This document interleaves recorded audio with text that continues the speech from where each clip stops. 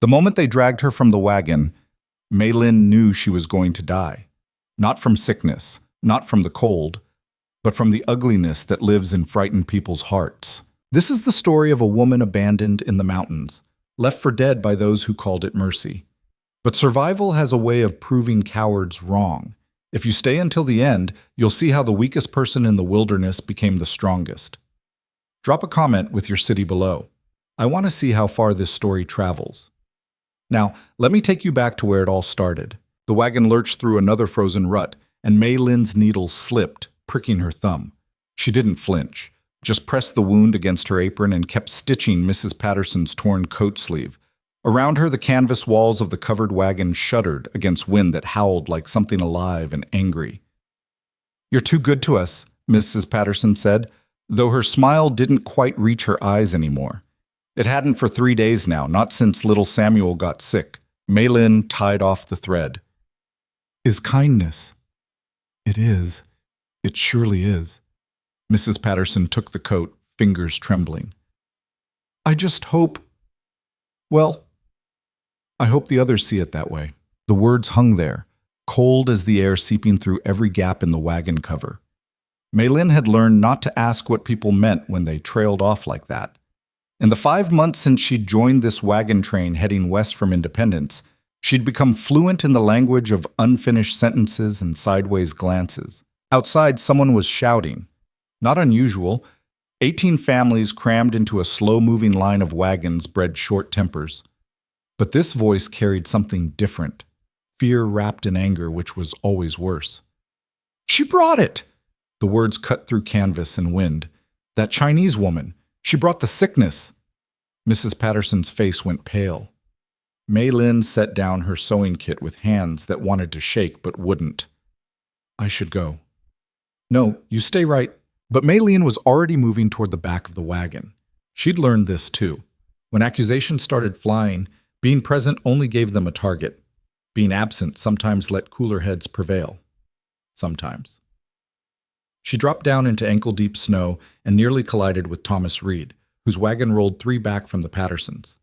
He was 15, gangly, and one of the few who'd never looked at her like she was a puzzle with missing pieces. "Miss Zhao."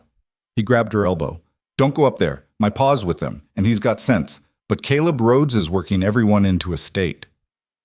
Caleb Rhodes. The name settled in her stomach like a stone. He'd been suspicious of her from the start. This tall, lean man with eyes like winter sky and a voice that could make reason sound like weakness. He was the one who'd objected when Captain Morrison agreed to let Mei Lin travel with them after her uncle died in Independence. The one who watched her like she might steal something, though she owned nothing but the clothes on her back and a small trunk of sewing supplies. "What they saying?" Mei Lin asked, though she already knew. She'd heard versions of it before back in San Francisco, in Sacramento, in every town where Chinese faces were few and fear was plenty. Thomas glanced toward the front of the train. "Samuel Patterson's got the croup, bad, and the Hendricks baby came down with fever this morning. Caleb's saying it's not natural, 2 children sick at once. Saying you..." He stopped, flushed. "It's horseshit, pardon my language." "Is what people do," Mei Lin said quietly. "When scared, need someone to blame." "But you've been helping. You stitched up my ma's hand when she cut it. You gave Mrs. Morrison that tea when her stomach was bad. You..." "Thomas." She put a hand on his arm. Not many people let her touch them. "Thank you, but I go now." She walked toward the front of the train where the voices gathered. The wind bit through her padded jacket. Good silk, one of the last things her uncle had given her before the consumption took him. "Your aunt made this," he'd said, hands shaking as he pressed it into her arms. "Keep you warm when I cannot." She'd burned his body 3 days later, alone, because none of the white undertakers would touch a Chinese corpse. The crowd had formed a half circle around Caleb Rhodes, who stood with his back to the lead wagon like a preacher before his congregation. 20, maybe 25 people, their breath-making ghosts in the frozen air. Captain Morrison was there too, looking older than his 50 years, one hand raised in a gesture that might have been placation or surrender. "Eerie se. Can't prove where sickness comes from," Morrison was saying. "Could be bad water, could be the cold, could be the heathen we let into our midst."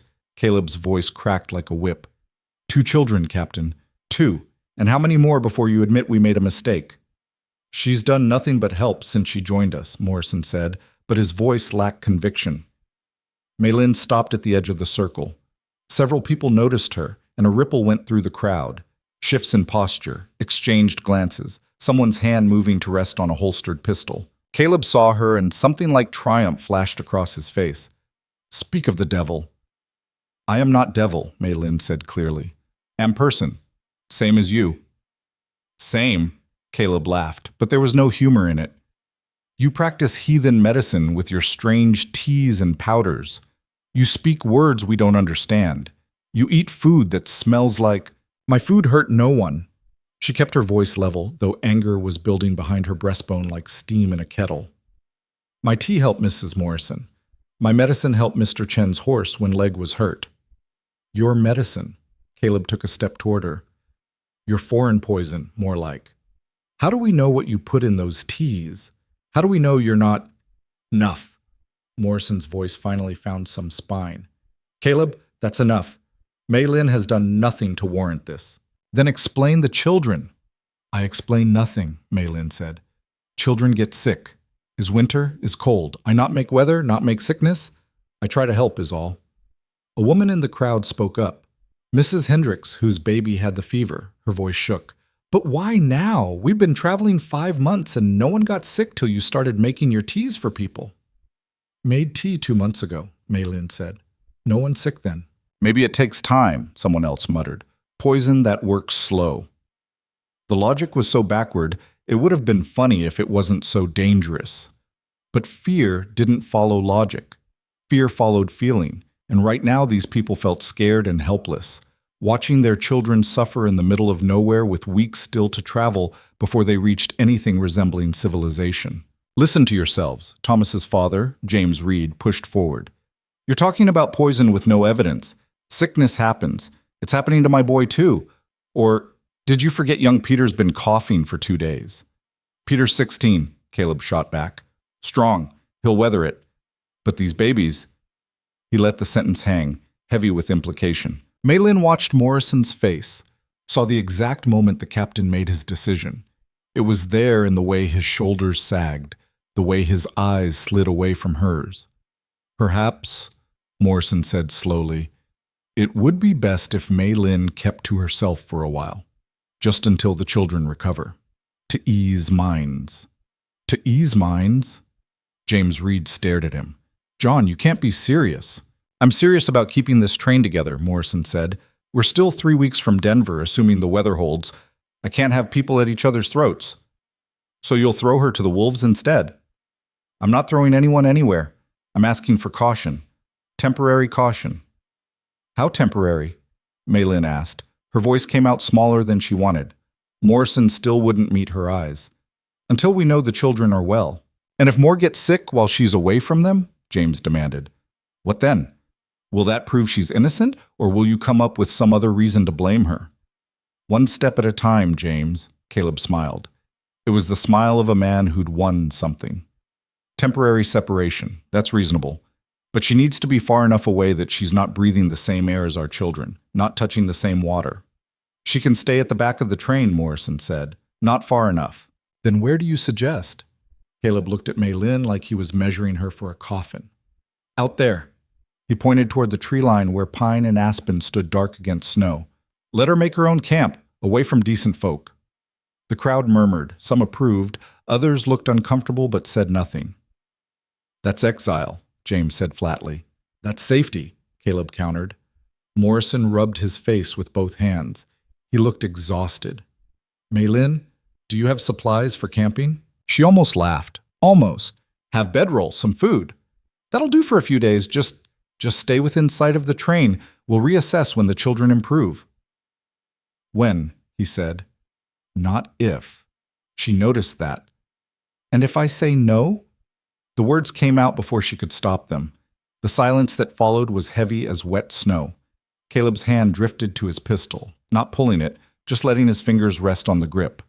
A reminder. Morrison looked at her then, really looked, and she saw apology there. Apology and cowardice in equal measure. Please don't make this harder than it needs to be. What he meant was, Please don't make me admit I'm sacrificing you to keep them quiet. Mei Lin's uncle had taught her many things before he died. How to sew American clothes with American thread. How to make tea that settled American stomachs. How to bow her head just enough to seem respectful without breaking her spine. But he'd also taught her when to recognize a fight she couldn't win. "I go," she said. Mrs. Patterson pushed through the crowd, her husband's hand on her arm like he was trying to hold her back. "Mei Lin, I'm so sorry. This isn't right. None of this is right." "It's fine," Mei Lin tried to smile, failed. "I understand. Take this." Mrs. Patterson pressed something into her hand, a small bundle wrapped in cloth. "There's biscuits and some jerky. It's not much, but—" "Mary!" Mr. Patterson's voice carried a warning. His wife ignored him. "You come back when this blows over, you hear me? We'll make this right." They wouldn't.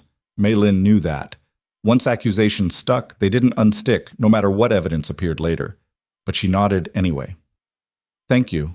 The walk back to the Patterson wagon to collect her things felt longer than it should have. People watched her, some with guilt, some with satisfaction, most with simple relief that the problem was being removed. Thomas met her there, his face red with more than cold. "This is wrong," he said again, like repetition could make it right. "Is life." Mei Lin gathered her bedroll, her small trunk, the bag with her sewing supplies, and what passed for medicine, dried herbs, a few small bottles, things her uncle had taught her to use. Not much, not enough. "Let me help you carry—" "No." She said it sharp enough that he stopped. "You help me. They angry with you too. You are good boy, Thomas. Stay good, stay safe. But, please." He stepped back, hands clenched into fists, looking like he wanted to hit something but didn't know what. Mei Lin shouldered her pack and picked up her trunk. Together they weighed maybe 40 pounds, which was everything she owned in the world. She'd traveled across an ocean with more, survived the death of her family with more, buried her last blood relative with more. Now this was all that remained. She walked past the wagons toward the tree line. The snow was deeper here, unmarked by wheels or feet. She broke trail badly, her boots, made for city streets, not wilderness, filling with snow that melted and froze against her skin. Behind her, the wagon train started moving again. She heard the creak of wood, the snap of reins, the low voices of people grateful to return to normal, or what passed for it. She walked until she found a spot that seemed less likely to kill her in her sleep, a slight hollow between two large rocks, sheltered from the worst of the wind, with dead wood nearby that might burn if she could get it lit. Setting down her trunk, she looked back.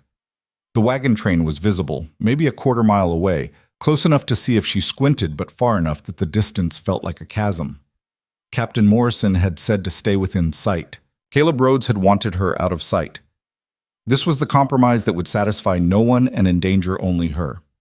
Mei Lin had never built a fire outdoors before. In San Francisco, she'd lived in a small room with a coal stove. On the wagon train, she'd shared the Pattersons' fire. Before that, in China, there had been servants who handled such things. She was not prepared for this, but she gathered wood anyway. The deadest branches she could find, bark that looked dry, some pine needles that might catch flame. Her fingers were already numb, and the light was fading fast. In the mountains, darkness came like a curtain drop. The matches in her pack were precious. She had maybe 20 left. She used 3 before she got the pine needles smoking, then 2 more before actual flame caught and spread to the smaller sticks. The fire was pathetic, barely more than a candle, but it was heat. It was light. It was something. She ate one of Mrs. Patterson's biscuits and a piece of jerky that was so tough she had to suck it soft before she could chew. Then she unrolled her bedding as close to the fire as she dared and climbed inside, still wearing her jacket, her boots, everything except her hat. The cold found her anyway. It crept through wool and silk, settled into her bones, made her muscles ache with the effort of shivering. She thought about her aunt, dead 3 years now, her uncle, dead 3 months, her parents, dead so long ago that their faces had become watercolors in her memory, beautiful but blurred. She thought about the ocean voyage that had brought her here, packed into a ship's hold with 200 other Chinese, all chasing the American dream that turned out to be American tolerance at best, and American hatred at worst. She thought about the morning she'd asked Captain Morrison if she could join his wagon train, how she'd offered to work for her passage, to earn her keep, to prove her worth. as if worth was something you could prove to people who'd already decided you had none. The fire died before midnight. Mei Lin was too cold to get up and rebuild it. She lay curled tight as a fist, trying to remember warmth, trying not to think about how easy it would be to just stop trying. She must have slept because she woke to the sound of someone approaching. Her first thought was that Morrison had changed his mind. Her second was that it might be Thomas, sneaking out to check on her. Her third, the one that made her sit up fast, ignoring her body's protests, was that it might be Caleb Rhodes coming to make sure the problem really went away. But it was James Reed, moving through the pre-dawn darkness with the care of someone who didn't want to be seen. He carried something wrapped in cloth. "Mr. Reed," Mei Lin's voice was rough with cold and disuse. He crouched beside her dead fire. "Jesus Christ, you're half frozen." "It's cold," she agreed. "Here." He set down the bundle. Food, she realized. More food than Mrs. Patterson had given her. "There's bread, cheese, some dried apples, and a flask of whiskey. Don't drink it all at once, but it'll warm you up." "You did not have to." "Yes, I did." His jaw was tight. What they did yesterday was wrong. What Morrison allowed was wrong. I spoke against it, but I didn't stop it, which makes me complicit. Mei Lin didn't know that word, complicit, but she understood his meaning. "It's dangerous for you," she said. "They see you help me." "Let them see." But he glanced back toward the wagon train anyway. "Mei Lin, I can't promise this will end well. Caleb's got too many people convinced, and Morrison's too weak to stand against him. But I want you to know that some of us see what's happening. Some of us know it's wrong." "Thank you," she whispered. He nodded and stood. Then he paused. "If things get worse, if they force you farther out or cut you off completely, you head north. Follow the creek upstream about 5 miles. There's a trapper's cabin up there, old but still standing. It's not much, but it's shelter. Better than freezing out here." "How you know this?" "I scouted ahead 2 days ago when Morrison was worried about the pass. Found it by accident." He met her eyes. "I'm not saying you'll need it. I'm just saying if." After he left, Mei Lin unwrapped the food and ate a piece of bread that was still soft, still fresh. It tasted like kindness, which made it hard to swallow past the tightness in her throat. She took a small sip of the whiskey. It burned going down, but James was right. It did warm her. Then she rebuilt her fire, using the knowledge she'd gained from last night's mistakes. This one caught faster, burned better. The sun rose, the wagon train began to move, and Mei Lin followed at a distance like a ghost haunting its own life. This became her routine. Walk when they walked, stop when they stopped, keep the distance they demanded while trying not to fall too far behind. On the second day, the snow started again. On the third day, Samuel Patterson died. Mei Lin heard about it from Thomas, who came at dusk with guilt all over his face and news that made her stomach drop. "They're saying it's your fault," he told her. "Caleb's saying that putting distance between you and the boy wasn't enough. That you cursed him before you left, and the curse took 3 days to work." "That is not how curse work." She said it automatically, then realized the absurdity. "That is not real. Curse not real. Is sickness. Is bad luck. Is—" "I know." Thomas looked miserable. "My pa knows. But the Pattersons are destroyed, and grief makes people crazy. Mrs. Patterson's locked herself in her wagon. Mr. Patterson's just sitting there staring at nothing. And Caleb—" He stopped. "What Caleb doing?"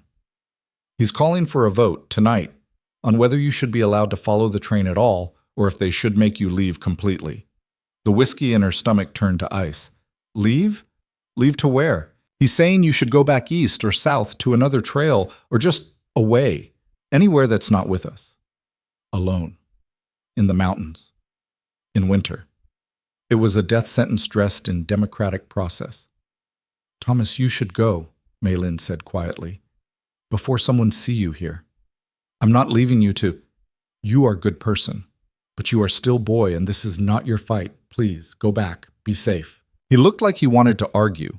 Instead, he pressed something into her hand, a small folding knife, worn but sharp. "Pa said to give you this, just in case." After he left, Mei Lin sat by her fire and turned the knife over in her hands. It was a practical thing meant for cutting rope or whittling wood, not for defense. But it was something. She thought about running. She could leave now, before the vote, before they made her banishment official. Head north, like James suggested. Find that cabin. Wait out the winter alone. But winter in the mountains lasted months, and she had supplies for days. She thought about begging, throwing herself on Morrison's mercy, on the Pattersons' grief, on the humanity she hoped still existed somewhere in that wagon train. But begging required the beggar to believe they deserved help, and Mei Lin was no longer sure she believed anything. She thought about her uncle's last words to her, spoken through lips blue with dying. Survive. Just survive. That's all I ask. She'd promised him she would. She wasn't sure she could keep that promise anymore. The vote happened after dark. Mei Lin watched from her camp as lanterns gathered around Morrison's wagon, as people clustered close to hear whatever was being said. She couldn't make out words, but she didn't need to. She could read the outcome in the length of the meeting, in the way it ended with no one coming toward her camp. She waited. An hour passed. 2. Finally, a figure approached alone. Caleb Rhodes. He stopped at the edge of her firelight, his face half in shadow. The vote was 7-11, he said. Morrison's allowing you to stay with the train. Relief flooded through her, so strong it made her dizzy. But there were conditions, Caleb continued. You keep twice the distance you're at now. You don't approach the wagons for any reason. You don't speak to anyone. And if one more person gets sick, anyone, doesn't matter who, you leave immediately. No second vote, no discussion. I understand, Mei Lin managed. Do you? He stepped closer. Because I don't think you do. Those 11 votes weren't mercy. They were people too afraid of their own guilt to do what's necessary. But you know what happens when fear gets bigger than guilt? She didn't answer. It'll happen, Caleb said. Someone else will get sick, because that's what happens on wagon trains in winter. And when they do, those 11 votes will become 6, or 3, or none. And then nobody will protect you. Not Morrison, not James Reed and his bleeding heart. Nobody. He crouched down, getting eye level with her. You should leave now, tonight, while you still can, because if you wait for them to force you out, you'll be in worse shape farther from help, and you'll die slower. Why you tell me this way? Mei Lin asked. If you want me gone, why warn me? For a moment, something almost like discomfort crossed his face. Because I'm not a murderer. I want you away from my people, but I don't want your death on my conscience. He stood. Leave tonight. Head south. You might make it to a settlement before the worst of winter hits. After he was gone, Mei Lin sat very still. He was right about the fear and the votes and what happened when people got scared enough. He was probably right about her chances too. But he was wrong about one thing. She wasn't going to run. Because running meant accepting that she deserved this. That she was the monster they'd made her into. That survival meant surrender. And her uncle had taught her something else besides how to survive. He taught her that sometimes surviving wasn't enough. Sometimes you had to survive with dignity. So she added wood to her fire, ate another piece of bread, and rolled herself in her blanket to sleep. And when morning came, she followed the wagon train at twice the distance Caleb had demanded. By the 5th day, her food was running out. By the 6th, it was gone. She tried to find plants like her uncle had taught her, but everything was buried under snow or dead from cold. She tried to catch a rabbit with a snare made from thread, but her hands were too cold to tie it properly, and the rabbit escaped. She ate bark. It made her sick. She melted snow for water. It made her colder. She kept walking. On the 7th day, she stumbled. Her legs just gave out, dumping her face first into snow that was deeper here, softer. She lay there for a long time, feeling the cold seep through her clothes, through her skin, into her bones. She thought, this is where I die. She thought, I'm sorry, Uncle. I tried. She thought, at least it doesn't hurt anymore, because it didn't. The cold had moved past pain into something else, a numbness that was almost pleasant. Her fingers didn't ache, her feet didn't burn, her chest didn't feel like it was full of broken glass when she breathed. Everything was just quiet. She could see the wagon train in the distance, blurred by snow and failing vision. They'd be in Denver soon, or maybe Colorado Springs, somewhere with buildings and doctors and warm beds. They'd forget her. She'd become a story they told. The Chinese woman who brought bad luck and disappeared into the mountains. Maybe Caleb would feel guilty for a few weeks. Maybe James would remember her longer. Maybe Thomas would wonder, sometimes, what happened to the lady who mended his coat. Or maybe they'd all just move on, Because that's what people did. Mei Lin closed her eyes. The cold sang her a lullaby without words, and somewhere in the darkness behind her eyelids, she felt herself starting to let go. She didn't remember the exact moment she stopped breathing, just that the world went away for a while. And when it came back, something was different. Heat. Not the numbing absence of cold, but actual warmth against her face. Crackling. The smell of pine smoke and something else, leather, maybe, or unwashed wool. Mei Lin's eyes wouldn't open at first. Her lashes were frozen together. She tried to move her hand to rub them and discovered her fingers didn't work right. They were thick and clumsy, like they belonged to someone else. Easy. A voice, male, rough as tree bark. Don't move too fast or you'll make it worse. She managed to pry her eyes open. The world was orange and blurry, dancing with shadows that took too long to resolve into shapes. A fire, much bigger than any she'd managed to build, rocks arranged in a circle. And a face, weathered and bearded, looking down at her with an expression she couldn't quite read. "You're alive," the man said. It wasn't a question, but he sounded surprised anyway. "Barely, but you're alive." Mei Lin tried to speak. Her throat was too dry, too raw. What came out was more wheeze than word. "Don't." He moved and she realized he was kneeling beside her, close enough that she could see the scars on his hands, old burns, knife cuts, the kind of damage that came from living hard. "Your body's been shutting down. Talking's just going to make it panic. You need to warm up slow." He held something to her lips, a metal cup, the rim warm but not hot. Water. She drank without thinking and immediately started coughing. "Slow," he said again. "I know you're thirsty, but slow." This time she managed it. Small sips that hurt going down but felt like salvation anyway. When the cup was empty, he set it aside and sat back on his heels, studying her. "How long you been out there?" he asked. She tried to count the days, failed. "Week, maybe more." His eyebrows went up. "A week? In this?" He gestured toward what she now realized was a cave mouth, beyond which snow was falling so thick she couldn't see more than a few feet. "You're either the luckiest woman alive or the stubbornest." "Not lucky," she managed. "No, I don't suppose you are." He reached for something beside him, a pile of furs, she realized. "You're going to need to get out of those clothes. They're wet through, and wet'll kill you faster than cold." Mei Lin's brain, still sluggish from near death, took a moment to catch up. Then panic flared. She tried to sit up, and the world tilted sideways. "Whoa!" He caught her shoulder, steadying her. "I'm not... Look, you can barely move. I'm not about to do anything except keep you from dying. But those clothes gotta come off, or hypothermia's gonna finish what exposure started." She looked down at herself. Her jacket was crusted with ice. Her pants were stiff. She couldn't feel her feet at all, which was either very good or very bad. "I'll turn around," the man said. "You change yourself if you can. If you can't, you tell me, and I'll help. But we're doing this either way because I didn't haul your half-dead carcass 2 miles through a blizzard just to watch you freeze in front of my fire." He turned his back. Mei Lin stared at the furs he'd left beside her, thick, heavy pelts that looked like they'd come from bears or elk. Then at her useless fingers. She hated how small her voice sounded. "I cannot." His shoulders tensed. "All right, just all right."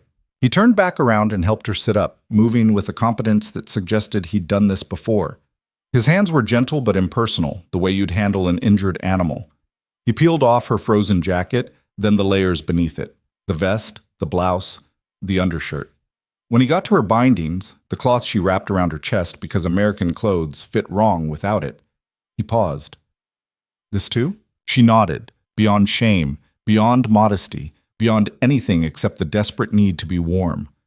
He unwrapped her quickly, eyes on his work, not on her. Then he draped one of the furs around her shoulders like a blanket before moving to her pants. Her boots were so frozen, he had to use a knife to cut the laces. When her feet came free, she saw why she couldn't feel them. They were white, not pale, white. The color of snow. "That's not good," she whispered. "No." He wrapped them carefully in another fur. "But it's not the worst I've seen either. You still got all your toes, which means the damage isn't deep. We warm them up slow, get blood moving again. You might keep them. Might? Might. He met her eyes. I'm not going to lie to you. You came close enough to death that it's probably insulted you walked away. Next few hours are going to tell us if it's coming back for you or not. He built the fire higher, then disappeared into the shadows at the back of the cave. When he returned, he was carrying a pot and what looked like strips of dried meat. Broth, he said, settling the pot over the fire. Can't give you anything heavy yet. Your stomach won't take it. Mei Lin watched him work. He moved with the economy of someone who'd lived alone for a long time. No wasted motion, no need to fill silence with sound. It should have been uncomfortable, sitting wrapped in furs while a strange man made her soup, but somehow it wasn't. Maybe because she was too tired to be uncomfortable, or maybe because he'd already seen all of her and simply hadn't cared. What's your name? She asked. He glanced up. Elias. Elias Boone. Mei Lin Zhao. Chinese. He said it matter-of-fact, like he was noting the weather. Yes? Long way from home. Home is dead. Something shifted in his expression. Not pity exactly, more like recognition. Yeah, I know that feeling. The broth started to bubble. He ladled some into the tin cup and let it cool before handing it to her. Her hands were still clumsy, but she managed to hold it without spilling. The first sip tasted like salt and fat and life. How you find me? She asked between sips. Tracked you. Why?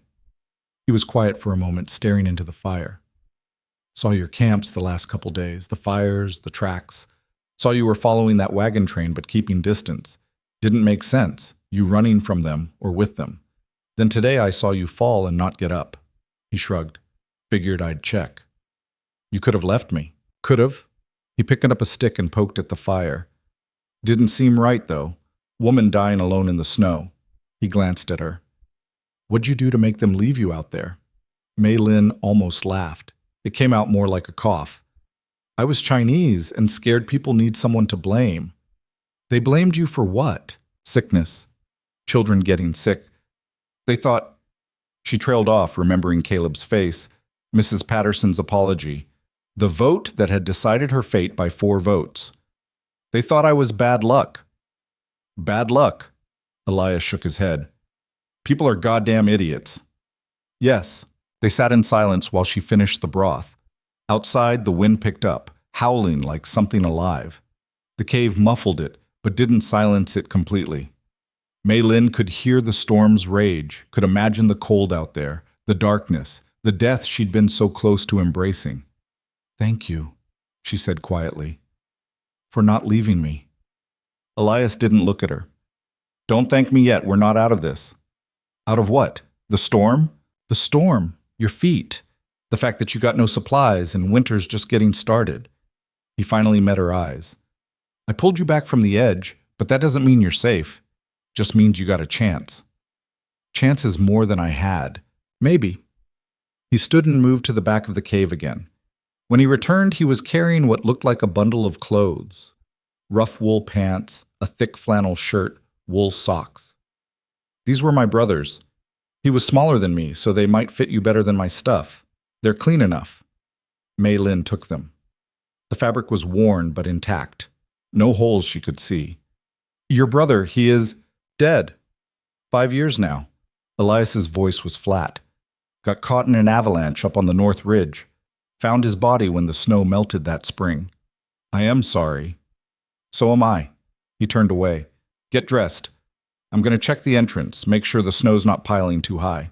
He disappeared into the storm, leaving her alone with the fire and the clothes of a dead man.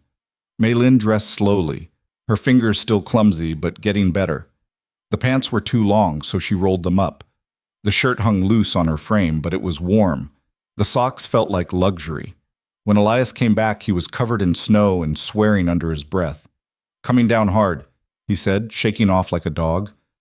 We're going to be stuck here at least through tomorrow, maybe longer. Here? Mei Lin looked around the cave.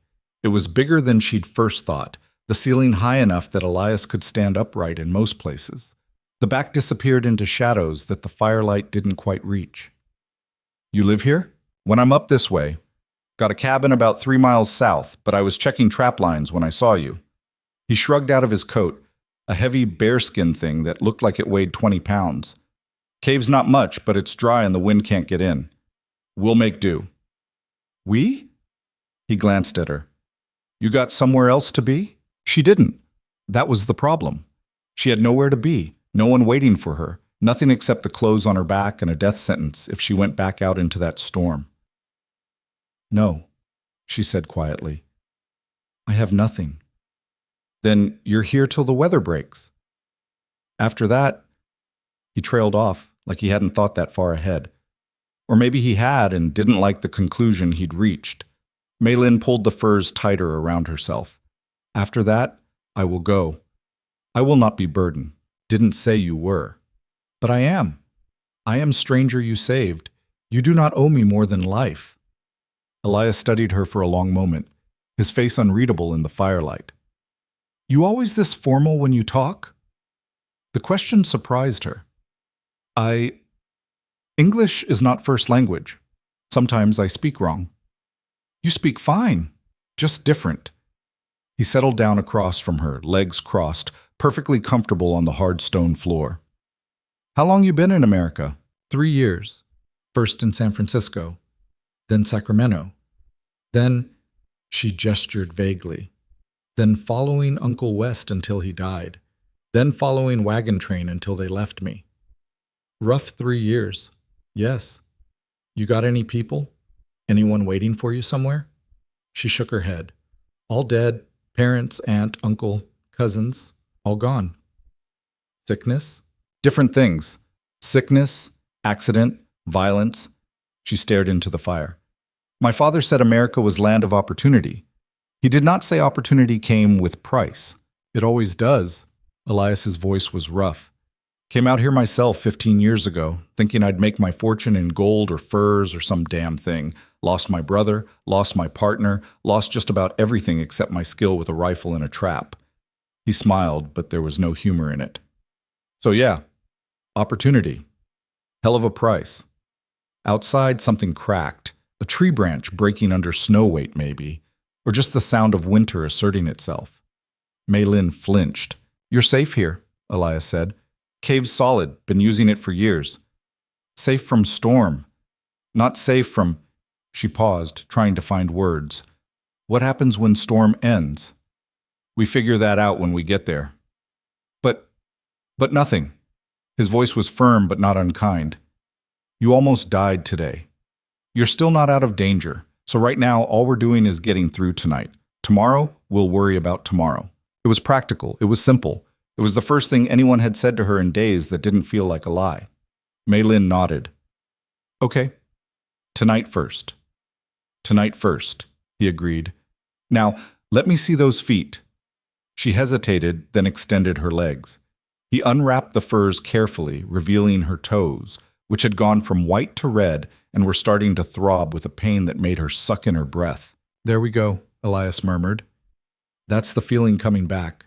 Gonna hurt like hell for a while, but that means they're alive. He pressed gently on her big toe. You feel that? Yes. Good. He moved to the next toe, then the next, methodically checking each one. No blackening, no blisters yet. You got lucky. You keep saying lucky, because you are. Woman like you, no survival skills, no gear, no shelter. You shouldn't have lasted 2 days. The fact you made a week? He shook his head. That's not just luck. That's stubbornness. My uncle said I was stubborn. Your uncle was right. He rewrapped her feet. Keep them warm. Don't try to walk on them yet. Give it till morning at least. She watched him move around the cave, adding wood to the fire, arranging furs into something like a bed, checking supplies she couldn't quite see in the shadows. He worked with the efficiency of someone who'd lived alone for so long that every movement was habit, every task a routine. How long you been alone? She asked. He paused. Since my brother died. 5 years, like I said. That is long time, is what it is. You not get lonely? Sometimes. He didn't look at her. But lonely's better than dealing with people who'll turn on you the first time things get hard. Seen enough of that to last a lifetime. Mei Lin thought about the wagon train, about Caleb Rhodes and Captain Morrison and all those people who'd eaten food she'd cooked, worn clothes she'd mended, accepted her help right up until accepting her help became inconvenient. "Yes," she said, "I understand." Elias finally looked at her then, really looked, and something in his expression softened. "I guess you do." The fire crackled, the wind howled, and for the first time in days, Mei Lin felt something other than fear or cold or despair. She felt human. They slept that night in shifts, Elias insisting that someone needed to keep the fire going and watch the entrance, Mei Lin too exhausted to argue. When she woke hours later, dawn light was creeping into the cave mouth, and Elias was cooking something over the fire that smelled like heaven. "Rabbit," he said when he saw her stirring. "Caught it yesterday before I found you. Figure we could both use real food." Her stomach growled so loudly he smiled. It was the first time she'd seen him smile, and it changed his whole face, made him look younger, less haunted. "How you feeling?" he asked. She took inventory. Her body ached everywhere. Her feet throbbed. Her head felt like it was stuffed with wool.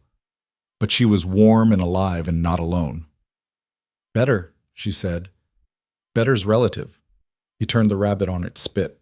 "But I'll take it." They ate in comfortable silence, tearing meat off the bones with their fingers because Elias only had one knife, and he was using it to portion out the meat. It was greasy and gamey, and the best thing Mei Lin had tasted in her life. "You're a good cook," she said around a mouthful. "I'm an alive cook. There's a difference." But he looked pleased anyway. After they ate, he helped her stand. Her feet screamed in protest, but they held her weight, barely. "Take it slow," Elias said. "Few steps at a time." She hobbled around the cave, relearning how to walk, how to trust her body again. By the time she sat back down, she was sweating and shaking, but she'd made it 10 feet on her own. "Good," Elias said. "Another day or two and you'll be able to actually move." "And then?" He was quiet for a moment. "And then we figure out what comes next." "You keep saying that. We figure it out. But this is not your problem. I am not your problem. You're here, aren't you? In my cave, eating my food, wearing my brother's clothes." He shrugged. "That makes you my problem, whether either of us likes it or not. I could leave. When feet are better, I could go." "Go where?" He gestured toward the cave mouth where snow was still falling. "Storm like this, you wouldn't make it a mile. And even if you did, then what? You got no supplies, no shelter, no idea where you're going." "I could find a town, find work." "Nearest town is 3 weeks' walk in good weather. This isn't good weather." He leaned forward. "Look, I'm not trying to trap you here. When you can walk and when the weather clears, you can leave if you want. But right now, you'd just be committing suicide slower. Is that what you want?" "No." "Then stop talking about leaving and start thinking about surviving." His bluntness should have stung. Instead, it felt like relief. No false comfort, no empty promises. Just the truth, laid out plain. "Okay," she said. "I survive, but I also help. I not sit while you do everything." Elias raised an eyebrow. "You can barely walk." "I can sew, can cook, can clean." She met his eyes. "Can earn keep." "This isn't a transaction." "Yes, it is. You save me, you feed me, you give me shelter. I owe you." "You don't owe me anything." "Yes," she said firmly. "I do. In my culture, debt like this, life debt, it is serious. It must be repaid." Elias looked at her for a long moment, then shook his head. "Your culture sounds exhausting." "Maybe, but is how I was raised." She gestured to his coat, which she could see had a tear in the shoulder. "I can fix that. And other things. I am good with needle." He glanced at the coat, then back at her. "Fine. You want to earn your keep? You can mend my gear. But you're not scrubbing floors or doing anything that puts weight on those feet until they're healed. Deal?" "Deal." They shook on it, his hand calloused and warm around hers. The storm lasted 3 more days. In that time, Mei Lin learned more about Elias Boone than she'd learned about any of the people on the wagon train in 5 months. He'd come west from Ohio after his wife died in childbirth. The baby had died too, a son, he said, who'd lived for 3 hours before the fever took him. After that, there was nothing keeping him in civilization, so he'd walked away from it. "Just walked?" she asked. "Just walked. Left the house, the job, the life. Came out here and didn't look back." "You miss it?" Sometimes I miss her, the baby." He poked at the fire. "But the rest of it? No, people and their rules and their judgments, I'm better off without them." She understood that, maybe too well. In return, she told him about China, about her family's silk business, about the way the opium wars had destroyed everything, about her father's decision to send her and her aunt and uncle to America while he stayed behind to salvage what he could. "Did he?" Elias asked. "Salvage it? I do not know. Last letter came 2 years ago. After that, nothing." She stared at her hands. "Think he is dead. I think they are all dead, and I am last one left." "That's a heavy thing to carry." "Yes, but everyone carries something, I think. You carry your wife and son. I carry my family. The weight is different, but the burden is same." Elias nodded slowly. "You're smarter than people give you credit for, aren't you?" "People do not give me credit at all. They see Chinese woman, they think—" She searched for the word. "They think exotic, or dangerous, or less than human, never just person. Their loss." It was such a simple statement, delivered with such certainty, that Mei Lin felt something crack open in her chest, not breaking, opening. Like a door she'd kept locked for so long she'd forgotten what was behind it. "Thank you," she whispered. "For what?"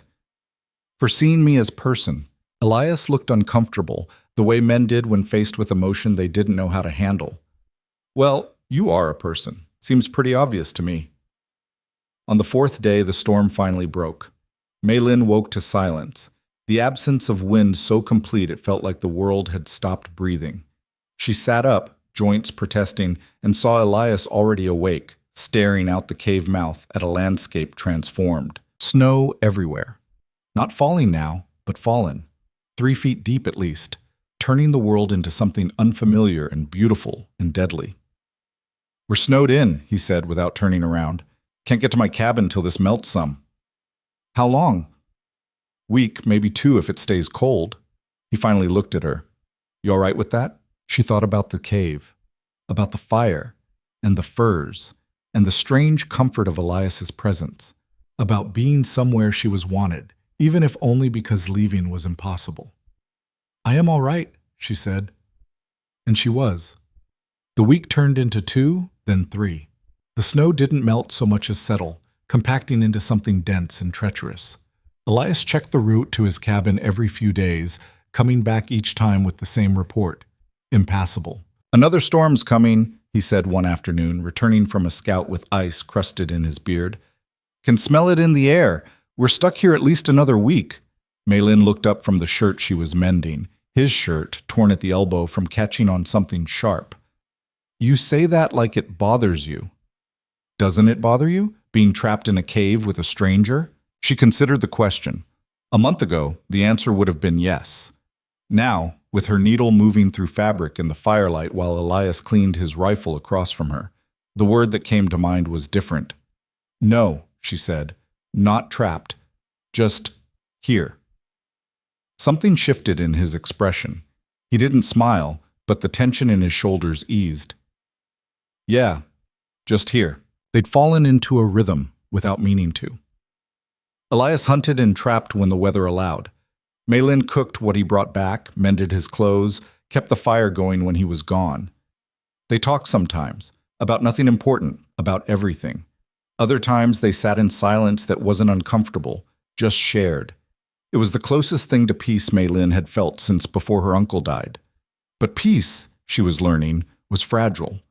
The men came on the 4th week. Mei Lin was alone. Elias had left before dawn to check his trap lines, promising to be back by midday. She was roasting the last of the rabbit meat when she heard voices outside the cave. Male voices, rough and loud, cutting through the morning quiet. Her first instinct was to hide, but there was nowhere to go. The cave only went back so far, and the voices were already too close. 3 men appeared at the entrance, silhouetted against the snow-bright day. They looked like they'd been traveling hard, clothes dirty, faces unshaven, eyes hollow with the kind of hunger that had nothing to do with food. The one in front saw her and stopped. "Well, hell, there is someone here." Mei Lin stood slowly, keeping the fire between her and them. "This cave is occupied. You should go." Occupied by who? You? The man laughed. It wasn't a nice sound. Where's the man? Because I know there's a man, saw the rifle marks in the snow, the trap lines. No woman lives alone out here. He is hunting. We'll be back soon. How soon? She didn't answer. The truth was she didn't know. Elias could be gone an hour or all day depending on what he found. The second man stepped forward, younger than the first, with a face that might have been handsome before hunger and weather carved it lean. We don't mean trouble, miss. Just looking for shelter. Storm caught us unprepared and we've been walking for days. There is town, Mei Lin said. 3 weeks south. You should go there. 3 weeks. The third man spoke for the first time, his voice flat. We'd be dead in 3 days with the supplies we got. That is not my problem. No? The first man took a step closer. The fire was between them, but it didn't feel like enough distance.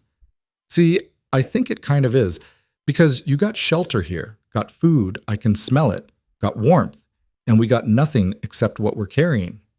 I said you should go, and I'm saying we're staying. He smiled, and Mei Lin's stomach dropped. She'd seen that smile before, on the faces of men in San Francisco who thought Chinese women were easy prey. At least till the weather clears, maybe your man won't mind sharing. He will mind. Then I guess we'll deal with him when he gets back. The man looked at his companions. Jake, get some of that firewood stacked by the entrance. Tom, check what else they got stored back there. They moved like they owned the place, like she wasn't even worth acknowledging. Mei Lin felt anger rise hot in her throat. You cannot just take... Can't we? The first man met her eyes. Who's going to stop us? You? She didn't have an answer for that. She was one woman, barely recovered from nearly freezing to death, with no weapon except the small knife Thomas had given her weeks ago. A knife she'd left near her bedroll, too far to reach without making it obvious what she was doing. The younger one, Jake, was piling wood near the entrance when he paused, looking at her more closely. Hey, you're Chinese. Mei Lin said nothing. I'll be damned. Jake laughed. Out here in the middle of nowhere and we find a Chinese woman. What are the odds? Shut up and get the wood, the first man said, but his eyes had changed too, calculating now. Though he's got a point. You're a long way from anywhere your kind usually are. My kind? Chinese, Celestials, whatever you call yourselves. He tilted his head. Makes me wonder what you're doing out here with some mountain man. You his woman? The question felt like a trap. If she said yes, they might leave her alone out of respect for another man's claim. Or they might not. If she said no, they'd know she was unprotected. I am guest, she said carefully. He saved my life. I repay debt. Repay it how? The implication in his voice made her skin crawl. By working, cooking, mending. She kept her voice steady. Nothing else. Nothing else. The man smiled again. That's real noble of him, real restrained. Tom emerged from the back of the cave carrying Elias's spare fur. Look what I found. This'll fetch good money and... Put it back. Mei Lin's voice came out sharper than she intended. Tom stopped. What? Put it back. Is not yours. And this cave ain't yours. But here we are. The cave I share with you if you need shelter. But you cannot take his things. He needs them to survive. So do we, the first man said. And honestly, sweetheart, I don't think you're in a position to be making demands. He started walking around the fire, toward her. Mei Lin backed up. Her mind raced, trying to calculate distances, trying to remember what Elias had taught her about the cave layout, trying to figure out if she could make it to her knife before... I wouldn't. The voice came from the cave entrance. Everyone froze. Elias stood there, rifle leveled, his face carved from stone. He wasn't pointing the gun at anyone specifically, but the threat was clear. Elias... Mei Lin hated how relieved she sounded. You all right? He asked, without taking his eyes off the men. Yes. Good. He stepped into the cave, movements careful. Now, you three are going to explain real quick what you're doing in my home, going through my things, and threatening my guest. We weren't threatening anybody, the first man said, hands raised in a gesture that was probably meant to look harmless. Just asking for shelter. Storm's coming, and I can see the storm coming. I can also see you going through my supplies and backing her into a corner. Elias's voice was calm, but there was something underneath it, something cold and dangerous. So let's try this again. What are you doing here? The three men exchanged glances. Some kind of silent communication passed between them. Look, Jake said, we're just travelers, same as anybody. Got caught out in bad weather. Saw your cave and you thought you'd help yourselves. Elias's finger moved to the trigger, not pulling it, just resting there. And when she told you to leave, you decided to stay anyway. We didn't mean any harm. Didn't you? Elias glanced at Mei Lin. Did they touch you? No. Did they try? She hesitated. The first man had been walking toward her when Elias arrived. What would have happened if Elias had been 5 minutes later? Almost, she said quietly. Elias's jaw tightened. Almost. You hear that, boys? Almost. Nothing happened, the first man said quickly. We were just talking while going through my furs, my supplies, my home. Elias lowered the rifle slightly, not putting it down, just adjusting his aim to something more casual, more deadly. Here's what's going to happen. You're going to put back everything you touched. Then you're going to walk out of here and not come back. You do that, we all live through this. You don't? He shrugged. Tom set down the fur carefully. Jake stopped gathering wood. But the first man didn't move. And if we don't? He asked. You going to shoot all three of us? If I have to. Before we can get to you? Before we can get to her? The man's smile was back. I don't think so. I think you're one man with one rifle against three of us who got nothing to lose. Math doesn't work in your favor. Mei Lin saw Elias's expression change. Saw the moment he realized the man was right. He could maybe shoot one of them, but the other two would be on him before he could reload. And then she'd be alone with them. Her hand moved without thinking, reaching for the fire. She grabbed a burning branch and held it out like a weapon. Math is different now, she said. All three men looked at her. The first one laughed. You're going to do what with that? Set us on fire? If I have to. She echoed Elias's words. You want to try take from us? You pay price. She's serious. Jake sounded almost impressed. She's desperate. The first man took a step toward her. There's a difference. Mei Lin swung the branch. He jumped back, but not fast enough. The burning end caught his sleeve. He yelped and beat at it frantically. In that moment of distraction, Elias moved. He crossed the cave in 3 strides and slammed the rifle butt into the man's stomach. The man went down hard, gasping. Tom lunged. Mei Lin swung the branch again, catching him across the face. He screamed and staggered back, hands over his eyes. Jake reached for his knife. Elias kicked it out of his hand, then brought the rifle up under his chin. Down, Elias said. Now. Jake dropped to his knees. The whole thing had taken maybe 10 seconds. Now the first man was on the ground clutching his stomach. Tom was bleeding from a burn across his cheek. And Jake was staring down the barrel of a rifle with murder in Elias's eyes. Please, Jake whispered. Please don't. Elias's finger was on the trigger. Mei Lin could see him considering it, could see him weighing whether these men deserved to live. Elias, she said softly. Elias, no. They would have hurt you, yes. But they did not. And if you kill them now... She didn't finish the sentence, didn't need to. They both knew what happened to people who killed in these mountains, how it changed you, how you couldn't come back from it. Elias took a breath, then another. Finally, he stepped back, lowering the rifle. Get out, he said. All 3 of you, now. They scrambled for the entrance. The first man was still struggling to breathe. Tom's face was already blistering. Jake looked back once, something like gratitude in his eyes, before they disappeared into the snow. Mei Lin stood there, holding the burning branch, her hand shaking so hard she nearly dropped it. She set it back in the fire, and then her legs gave out. Elias caught her before she hit the ground. I got you, he said. I got you. She wasn't crying. She wouldn't let herself cry. But she was shaking, great tremors running through her whole body, reaction setting in now that the danger was past. You did good, Elias said. His arms were around her, solid and warm. You fought back. You didn't freeze. I was scared. Being scared's not the same as being helpless.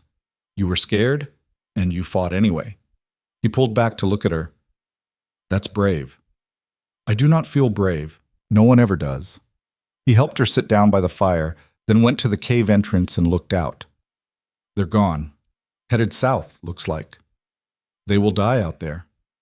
Probably. And you're okay with that? Elias turned to look at her. I'm okay with them dying because they made stupid choices.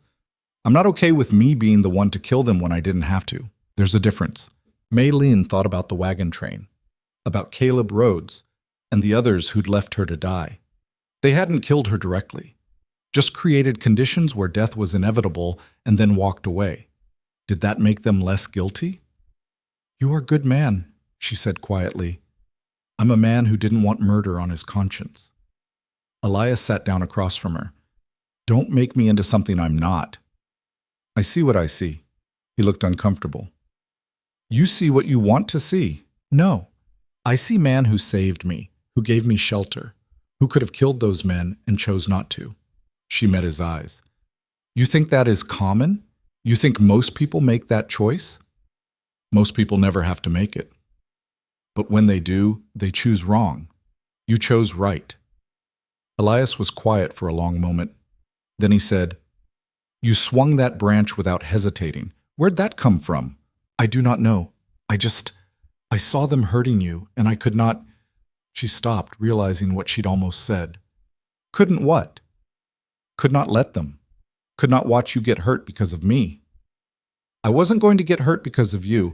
I was going to get hurt because 3 idiots decided to rob a man in his own home. Because I was here. If I was not here, they maybe just ask for shelter. Just take some supplies, but they saw me and...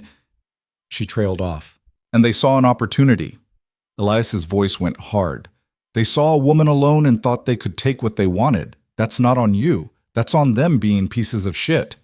Mei Lin flinched at the language, but she didn't disagree. They sat in silence while the fire crackled and the wind outside picked up, heralding the storm Elias had predicted. Eventually, he got up and checked their supplies. The men hadn't actually taken anything, just disturbed things. We're all right, he said. Still got enough food for another week, maybe 2 if we're careful. And after that? After that, the weather should break enough to get to my cabin. I've got more supplies there.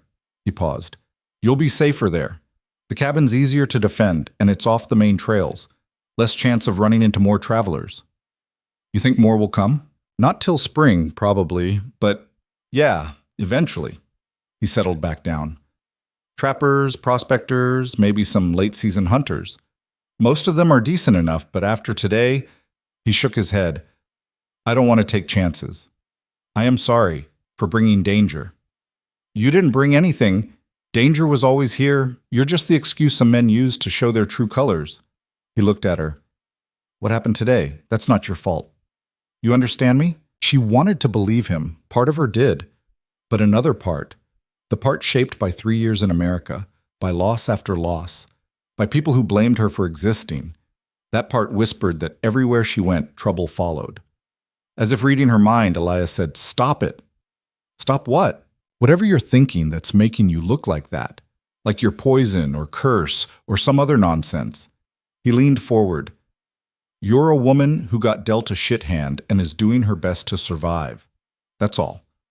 The fact that some men can't see a woman without thinking about how to use her, that's their failure, not yours. Mei Lin felt something crack in her chest. You really believe that? Yeah, I do. Why? He was quiet for a moment. Because my wife used to say the same thing. When men would look at her wrong, when they'd make comments, she'd come home angry and I'd tell her it was her fault for being pretty, for smiling at customers, for existing in public spaces. He stared into the fire. And she'd tell me I was wrong, that she had a right to exist without being harassed, that their behavior was their responsibility, not hers. She sounds wise. She was. Smarter than me, anyway. He smiled, but it was sad. Took me losing her to realize she was right. Took a lot of things to realize a lot of things. Like what? Like people aren't the problem. Some people are the problem. Like being alone isn't the same as being safe. Sometimes it's just being lonely. Like, he met her eyes. Like maybe helping someone isn't about what they can do for you. Maybe it's just the right thing to do. Mei Lin felt heat in her face that had nothing to do with the fire. You helped me because it was right? I helped you because you were dying and I could stop it. Everything after that, he shrugged. You earned your keep 10 times over. The mending, the cooking, the company. Hell, even the fighting today. You pull your weight. Is that why you let me stay? Because I am useful? The question came out harder than she meant it, edged with something she couldn't quite name. Elias frowned. No, that's not... Look, I let you stay because you had nowhere else to go, and it seemed wrong to send you back out to die. The fact that you contribute, that's just... He struggled for words. That's just you being you. You didn't have to do any of it. Yes, I did. I owe you my life. You don't owe me anything. Yes, I do. She said it firmly. You saved me. You sheltered me. You protected me. That is debt. I don't want your debt.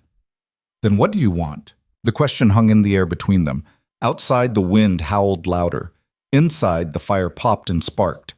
Elias looked at her for a long moment. Then he said, I don't know. It wasn't the answer she expected, but somehow it was the right one. That night, they slept on opposite sides of the fire as always. But something had shifted. Some invisible line had been crossed, and neither of them knew what it meant. The storm Elias predicted arrived with force, trapping them in the cave for 3 more days. They passed the time the way they always did, talking, working, existing in the same space without friction. But now there was awareness too, a consciousness of proximity that hadn't been there before.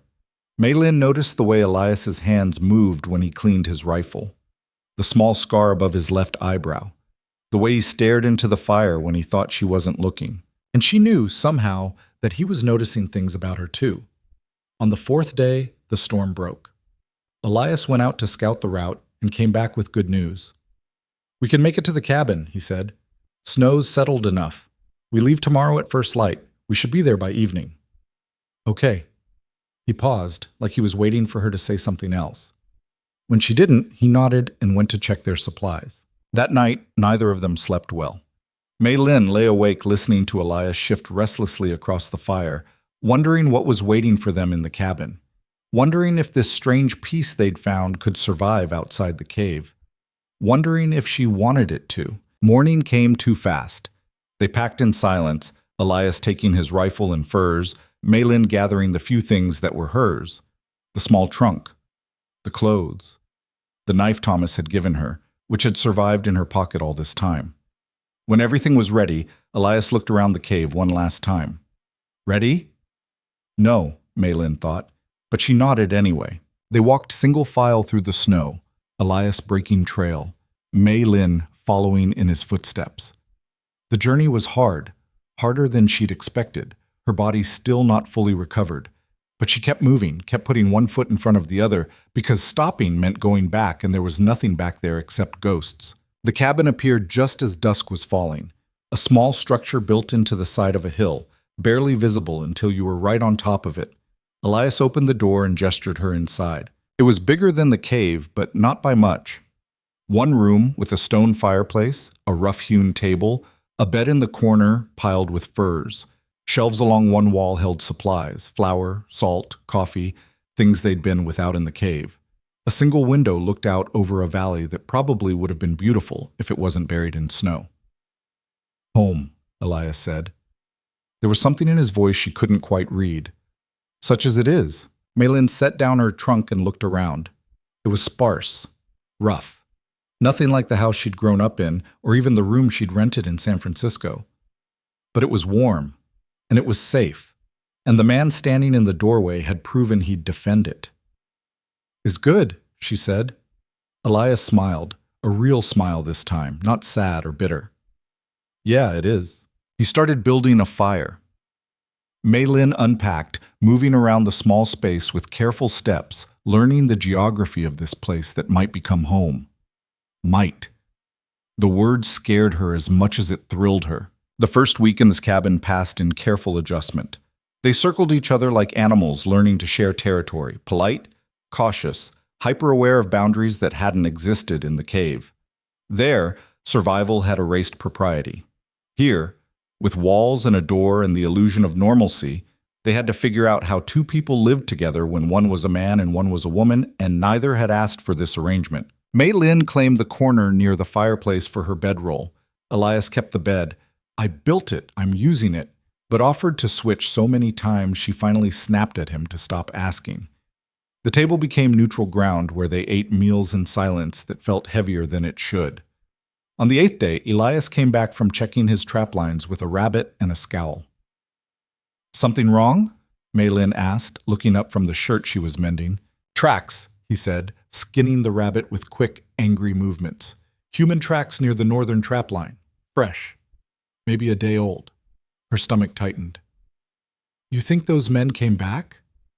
No. These were headed east, not south. Different people. He tossed the pelt aside. But it means word's getting around. People know there's someone living up here. People always knew that. You've been here 5 years. Yeah, but I was alone before. Now, he gestured vaguely at her. Now there's a woman here. That changes things. Changes how? Elias was quiet for a moment, his jaw working. Men get ideas about women in isolated places, about what they can take.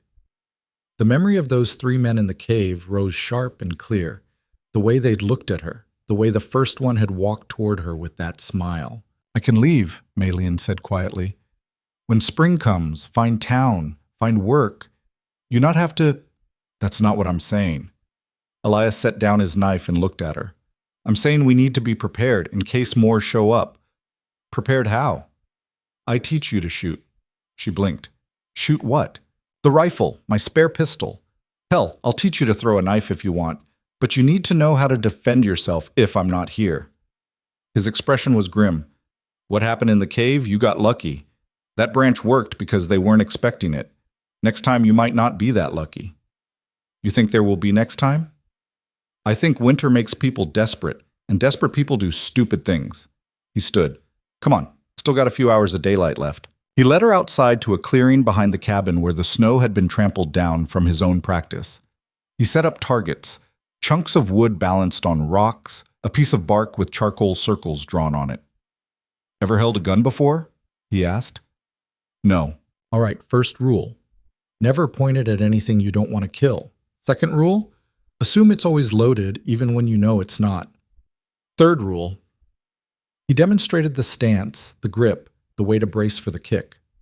Don't close your eyes when you pull the trigger. I know that sounds obvious, but most people do it anyway. He handed her the pistol. It was heavier than she expected, cold even through her gloves. Now you try, he said. Her first shot went wide, the recoil nearly knocking her backward. The second went high. The third hit a tree 6 feet from the target. Again, Elias said. They practiced until her arms ached and her ears rang despite the cloth he'd given her to stuff in them. By the time the light started failing, she'd managed to hit the bark target twice out of 20 shots. Not bad, Elias said, for a first time. I hit it twice. That's twice more than most people their first day. And you didn't drop the gun, didn't panic when it kicked. That's progress. He took the pistol and cleaned it while she rubbed feeling back into her hands. We'll practice every day till you can hit that target 8 times out of 10. Why 8? Because 10 out of 10 is for show-offs, and 8's good enough to keep you alive. They walked back to the cabin in the dusk. Mei Lin's ears were still ringing, her hands still trembling slightly from the unfamiliar violence of gunfire. But she felt something else too, something that might have been confidence, or at least the beginning of it. Thank you, she said as they reached the door. For what? For not treating me like I am helpless. Elias paused with his hand on the latch. You're not helpless. You just didn't have the tools before. Now you do. It was such a simple statement, delivered with such certainty, that Mei Lin felt that crack in her chest widen a little more. The lessons became routine. Every afternoon, when weather allowed, they went to the clearing. Elias was patient but demanding, correcting her stance, her grip, her breathing. He taught her to reload faster, to compensate for the kick, to shoot from different positions. And slowly, painfully, her aim improved. 6 out of 10, 7, then 8. There, Elias said one afternoon after she'd hit the target 8 times straight. Now you can defend yourself. Mei Lin lowered the pistol, feeling the weight of it differently now. Not as a foreign object, but as a tool she understood. Can I keep this? The pistol. Yeah, that's the point. He pulled out the holster he'd been working on. Leather, stitched carefully. Made this for you. Figured you'd need a way to carry it. She took the holster, running her fingers over the stitching. It was good work, careful work, the kind of work that took time. When you make this? She asked. Nights? When you're asleep. Why? He shrugged, suddenly uncomfortable. Seemed practical. But it was more than practical, and they both knew it.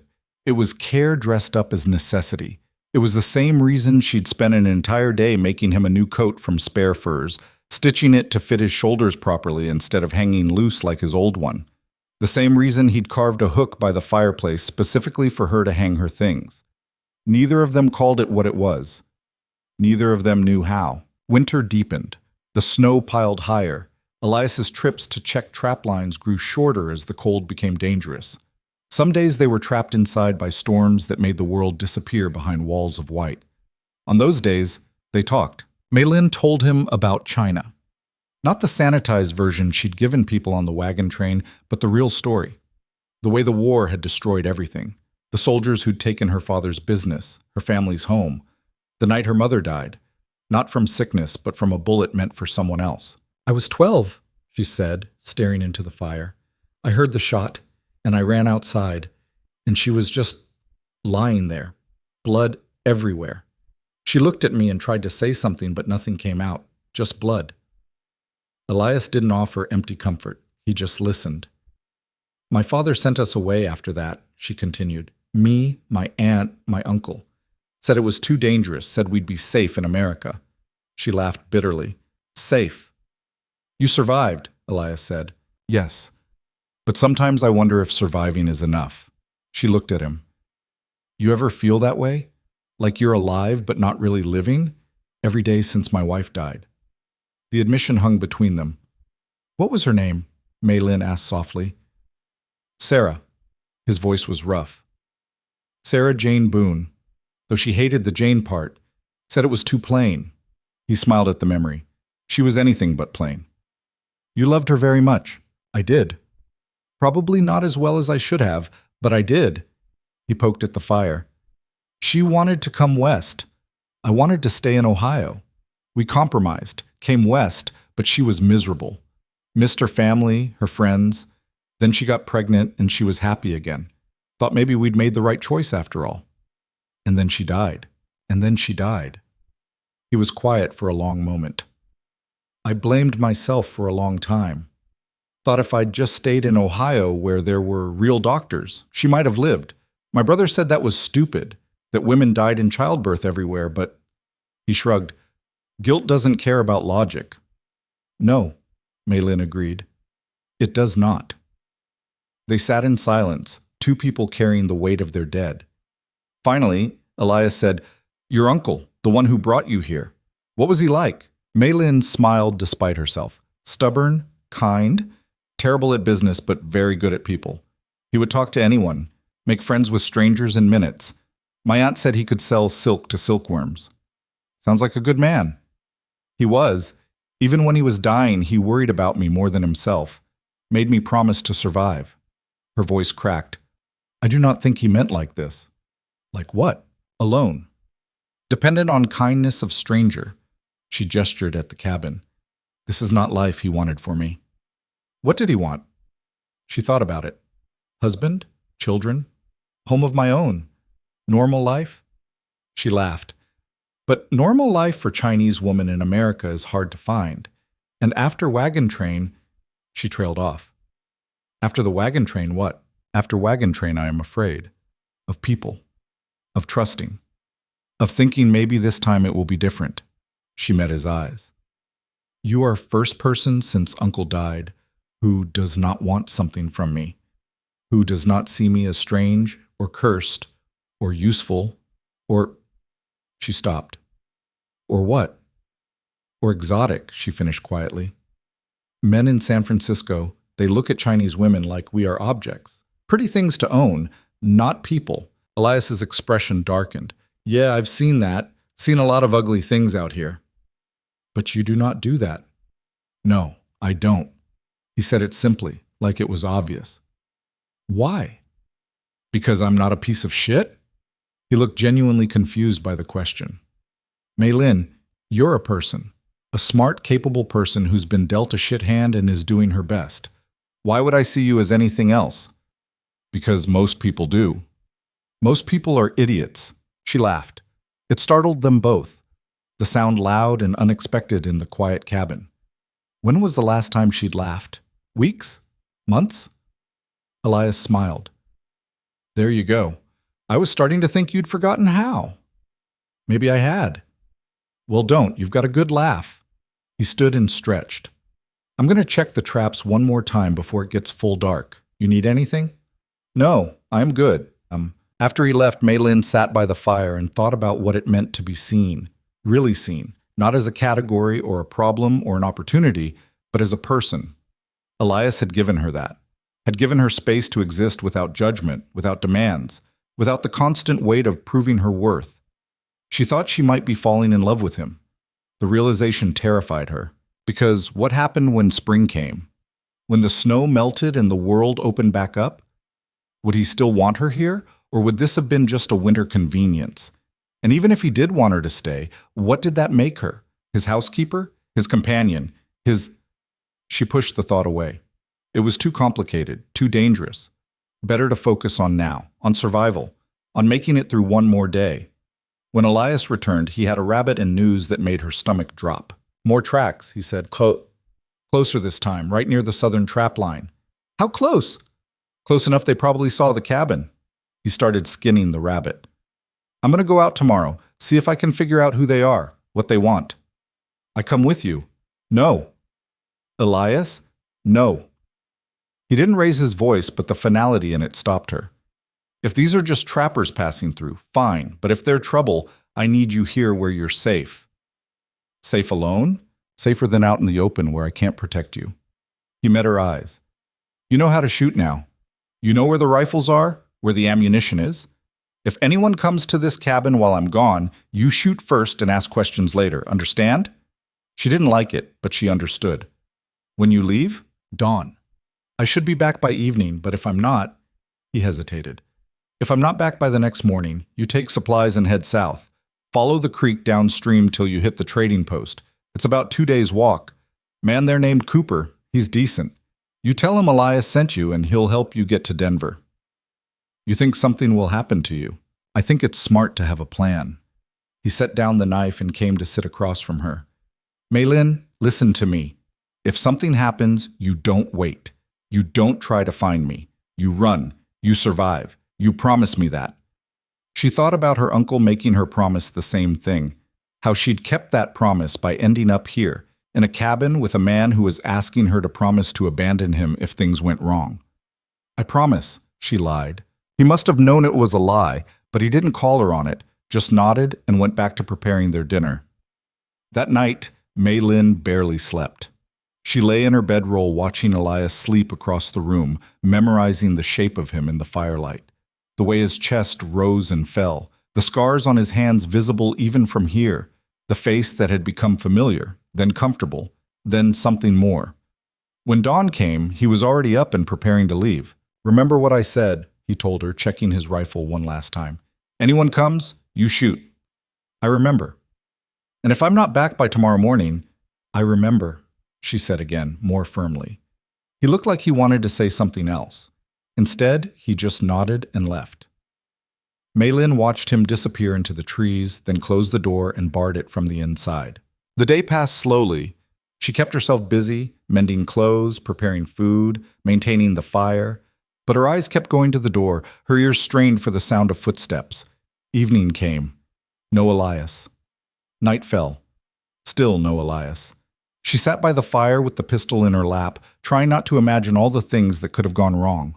A fall. An animal attack. Men with guns and bad intentions. The cold, which killed faster than anything. Midnight came and went. She dozed in her chair, jerking awake at every sound. The wind, the settling logs, the creak of the cabin. Dawn broke. Still no Elias. Mei Lin stared at the door, at the pack she'd prepared according to his instructions. Supplies for 2 days. The pistol. The knife. everything she needed to survive the journey to the trading post. She thought about her promise, about running, about surviving. Then she thought about Elias, who'd saved her life, who'd taught her to shoot, who'd seen her as a person when everyone else saw her as a problem. She put on her coat, checked the pistol, and opened the door. The tracks were easy to follow. Elias had left clear marks in the snow, heading southeast toward his southern trap line. Mei Lin followed them, moving as quickly as she dared. Her shooting lessons had taught her more than just how to fire a gun. They'd taught her how to move quietly, how to scan for danger, how to think like prey and predator at once. The tracks led her through forests that grew denser, darker. Her breath came in white clouds. Her fingers ached with cold even inside her gloves. But she kept moving. After an hour, she heard voices. She dropped into a crouch behind a fallen log, heart hammering. 2 men. No, 3. Their voices carried through the still air. Us. Telling you there's a woman. I saw her yesterday through the window. A woman out here. You're seeing things. I know what I saw. Chinese woman, pretty enough, living with that mountain man.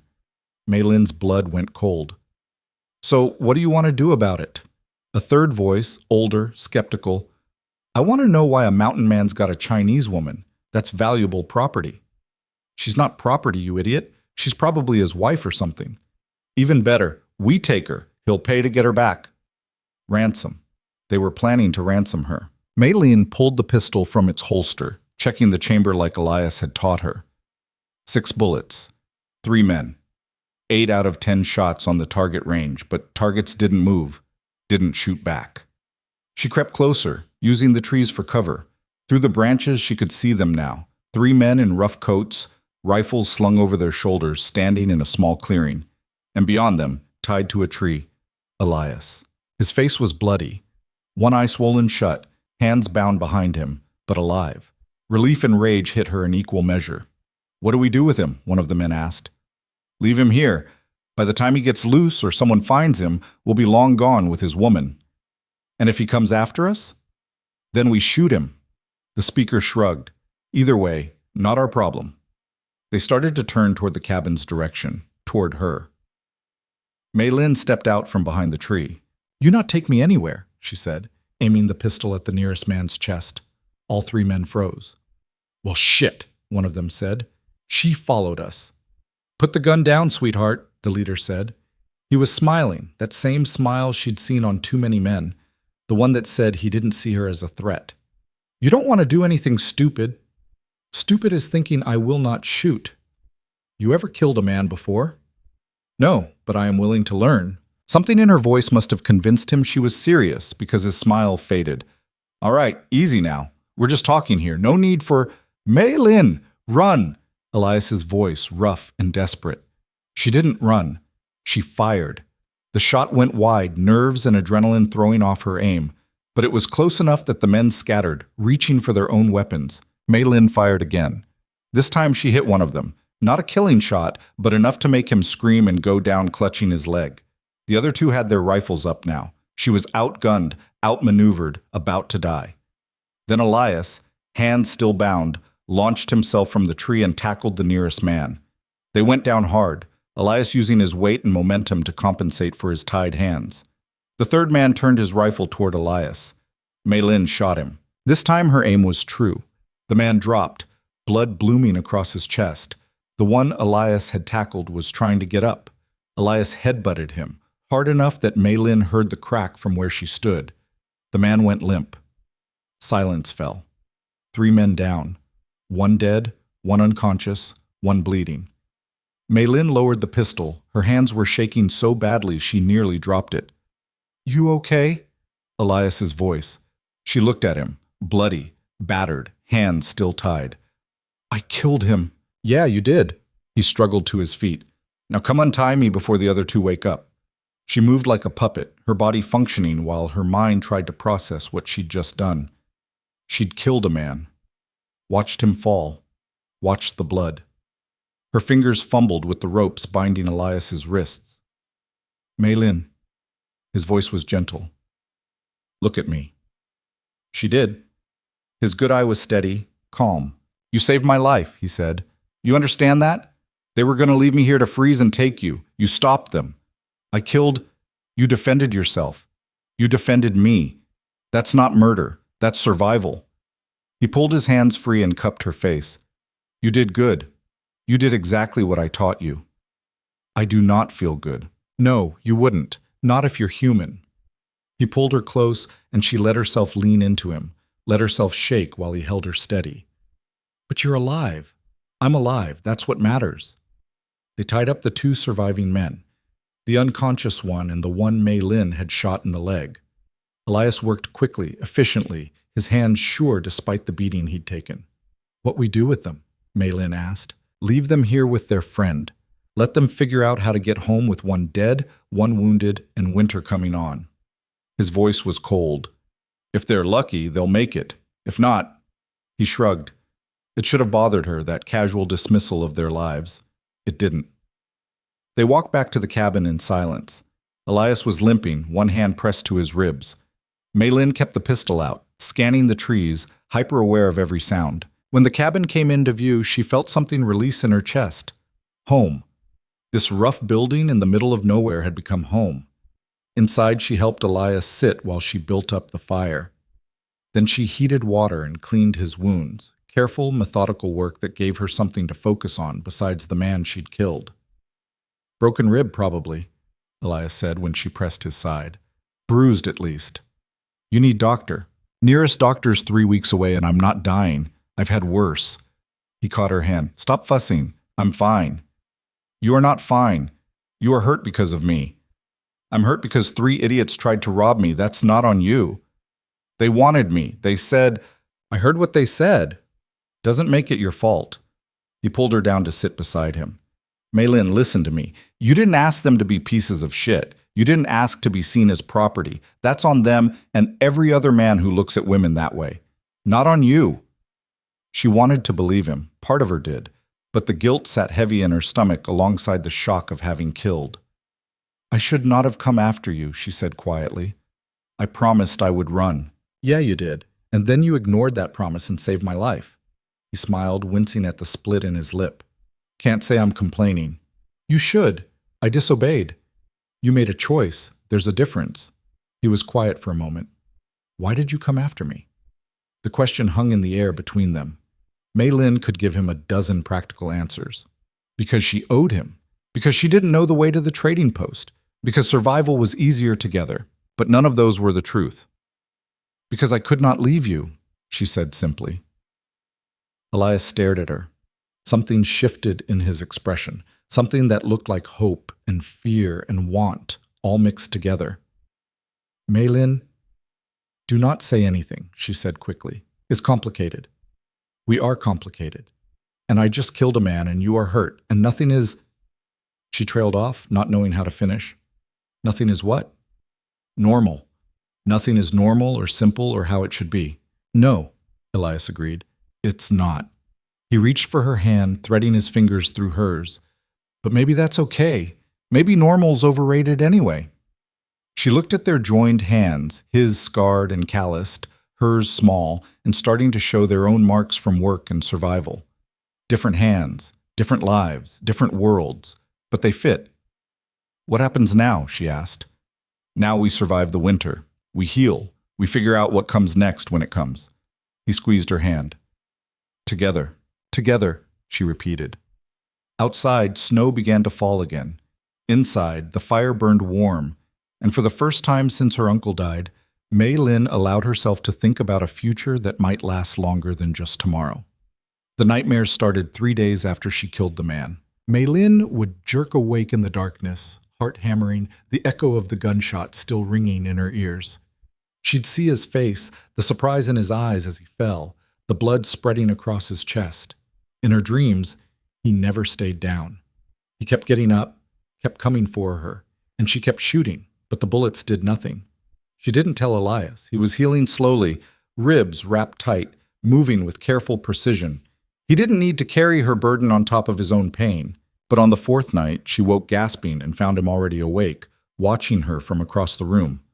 How long? He asked quietly. What? How long you been having them? The dreams. She thought about lying, decided she was too tired. Since it happened. Elias was quiet for a moment, then he said, "After my first time, I didn't sleep right for a month." "Your first time killing?" "Yeah, it was a territorial dispute. Another trapper thought I was on his land, came at me with a knife. I shot him." He stared at the ceiling. "It was self-defense, clear as day. But for weeks after, I kept seeing his face, kept thinking about his family, whether he had kids, whether they were waiting for him to come home." "Did he have family?" "I don't know. Never found out. Maybe that made it worse." He shifted, wincing at the pain in his ribs. "Point is, what you're feeling, that's normal. That's human. You took a life. That should haunt you. If it didn't, I'd worry about you." Mei Lin pulled her blanket tighter. "I am not sorry I did it. He would have killed you, would have taken me. I would do it again." "I know, but I also wish I did not have to. I wish the world was different. I wish—" Her voice cracked. "I wish I was not the kind of person who has to kill to survive." "Yeah." Elias's voice was rough. "Me too."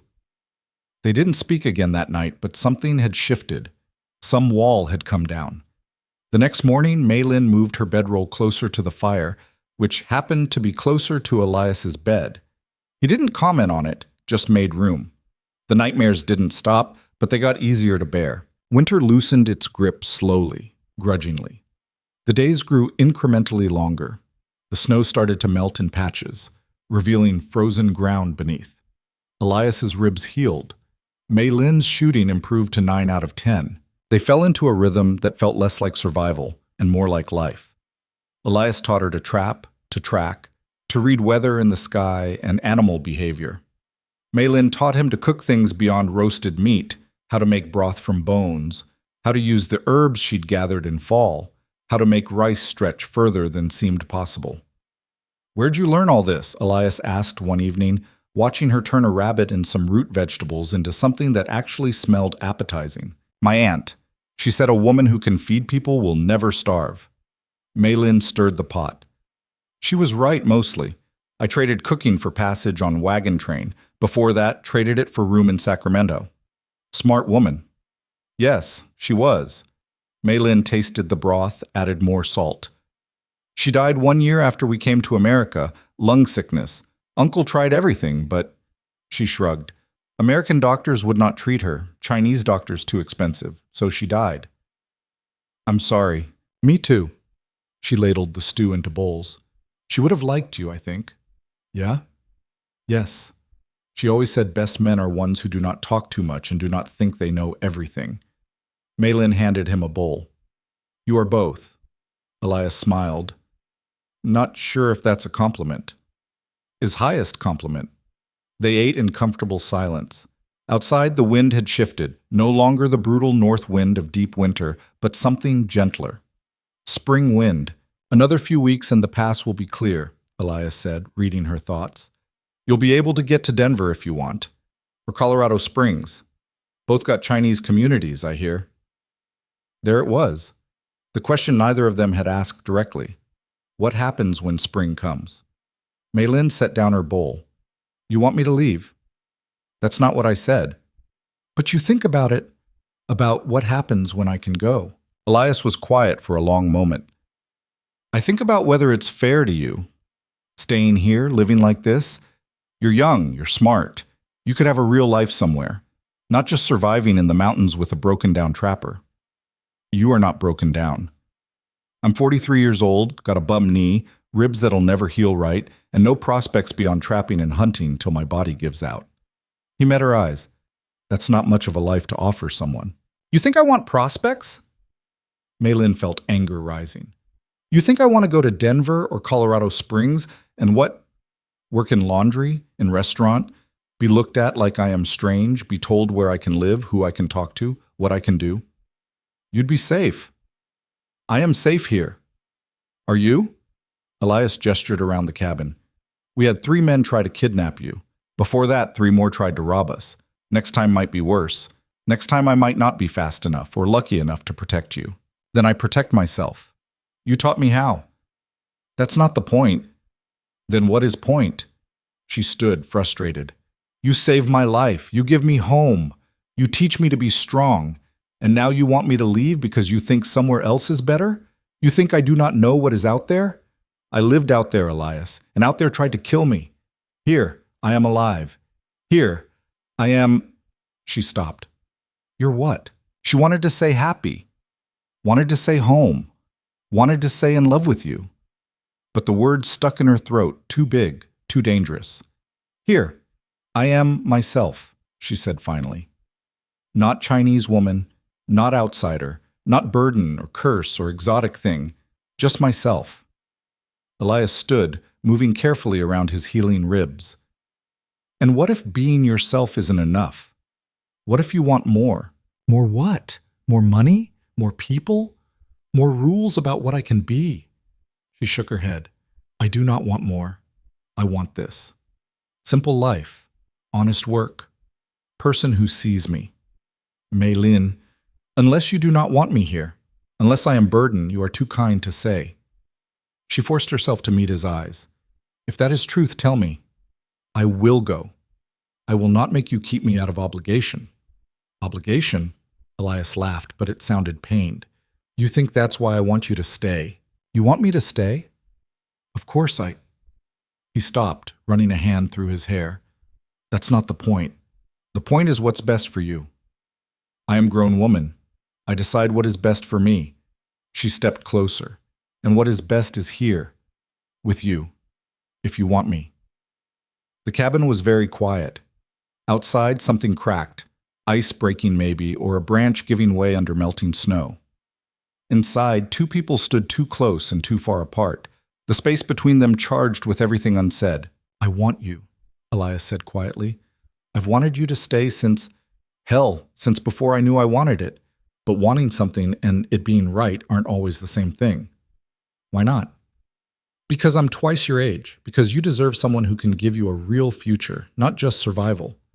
Because... Mei Lin kissed him. It was clumsy and unpracticed and tasted like rabbit stew. It was also the bravest thing she'd ever done. Elias froze. Then his hands came up to cup her face, gentle despite their calluses, and he kissed her back. Properly this time. Like he meant it. Like he'd been wanting to for longer than either of them would admit. When they broke apart, they were both breathing hard. I am not looking for perfect future, Mei Lin said. I am looking for real one, with person who sees me, who chose me. Not because he had to, because he wanted to. I want to, Elias said roughly. But I need you to understand what you're choosing. This life, it's hard, it's isolated, it's dangerous, and I can't promise it'll get easier. I know I choose it anyway. I choose you. He kissed her again, and this time there was no hesitation. Just two people who'd survived too much alone deciding to survive together. That night, Mei Lin didn't sleep by the fire. She slept beside Elias in his bed, his arm around her, his breathing steady in the darkness. When the nightmares came, he was there. When she woke, gasping, he held her until the fear passed. I got you, he murmured. You're safe. And for the first time in 3 years, Mei Lin believed it. Spring came in earnest. The snow melted in rushing streams. The ground thawed. Green things pushed up through dead leaves. Elias's traplines became less productive as animals emerged from winter dens, but he'd saved enough furs to make the trip to the trading post worth it. Come with me, he said one morning. Time you met Cooper, and time people knew you weren't alone up here. Mei Lin thought about the men who tried to take her, about the value of being claimed in a world that saw unclaimed women as prey. Okay, I come. The journey took 2 days, longer than it should have, but Elias took his time, showing her landmarks, teaching her the route in case she ever needed to make it alone. The trading post appeared on the second afternoon, a cluster of rough buildings beside a stream. Cooper turned out to be a gray-bearded man with shrewd eyes and a missing finger on his left hand. He looked Mei Lin up and down when they entered his store, but his gaze was assessing, not predatory. Elias Boone, heard you were dead.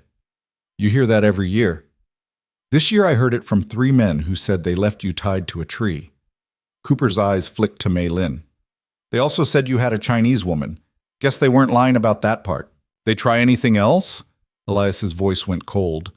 Tried to sell me some sob story about being robbed. I told them to get lost before I shot them myself. Cooper smiled without warmth.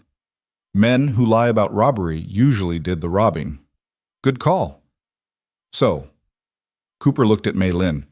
You got a name, or should I just call you Boone's woman? Mei Lin Jiao, she said clearly. And I am not anyone's woman. I am my own. Cooper's eyebrows went up. Then he laughed. I like her. She got spine. More than most, Elias agreed. They traded furs for supplies, flour, sugar, coffee, ammunition, things they couldn't make or grow. While Cooper tallied the exchange, Mei Lin wandered the store, looking at the goods. Fabric, tools, a shelf of books. You read English? Cooper asked, noticing her interest. Some.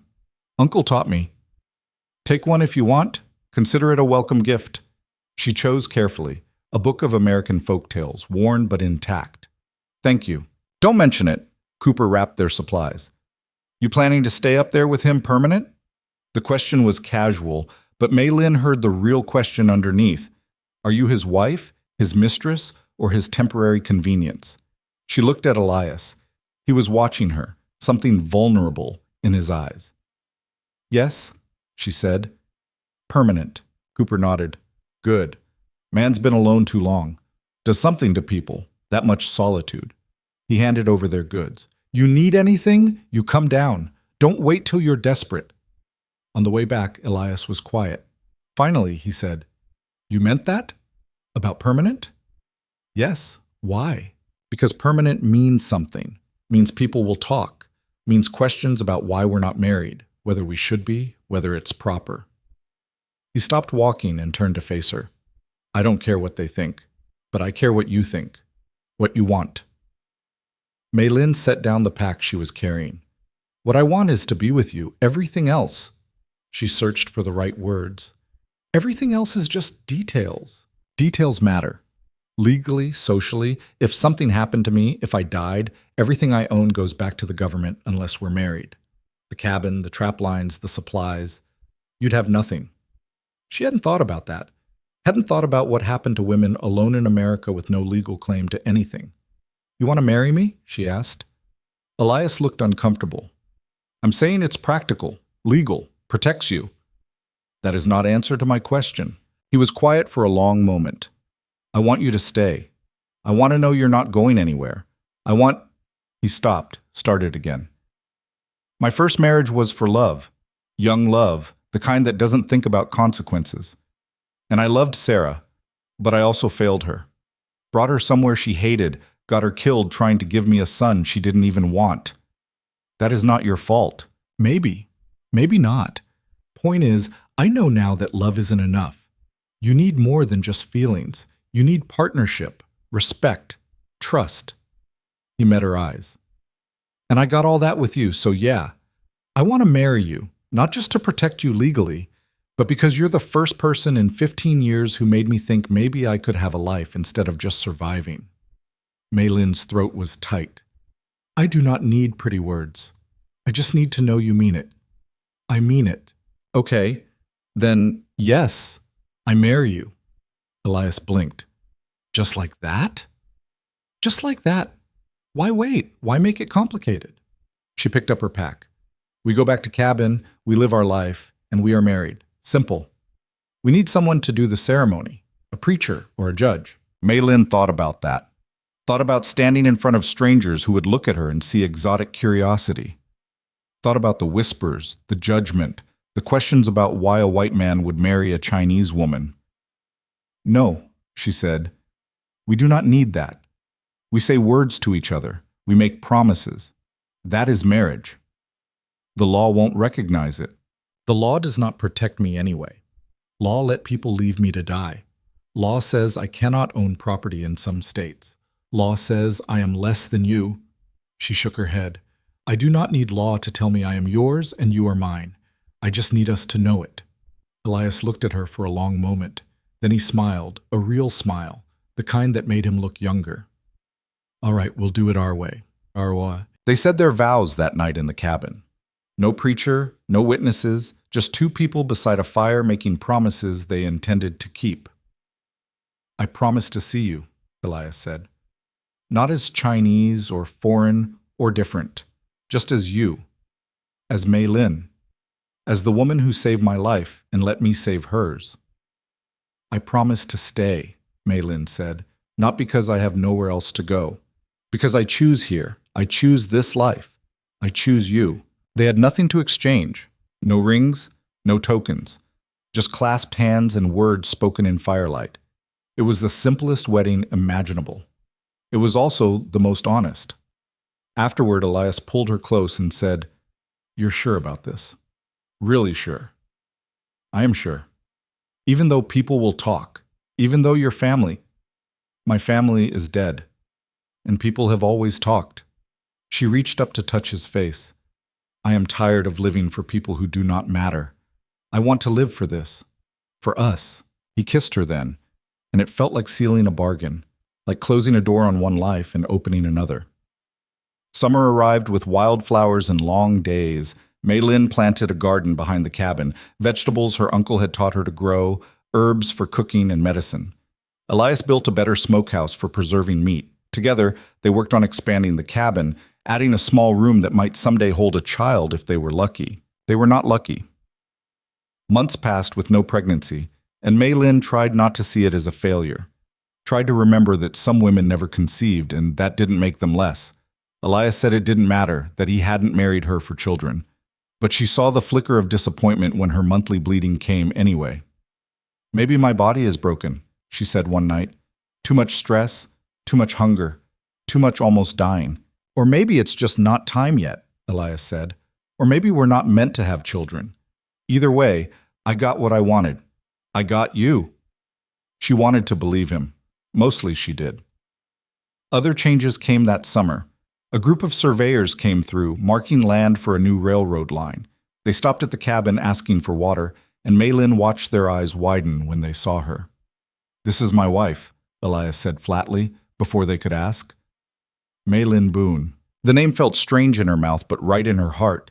She was no longer Zhao. She was Boone. She belonged to herself and to him, and to this place they'd built together. The surveyors were polite but curious, too curious.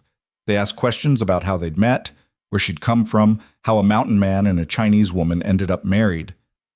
"We met. We survived. We married," Elias said. "That's the whole story." It wasn't, of course, but it was all they needed to know. After the surveyors left, Elias said, "Railroad coming through means more people, means the mountains won't be isolated much longer." "That bother you?" "Some. I came out here to get away from people."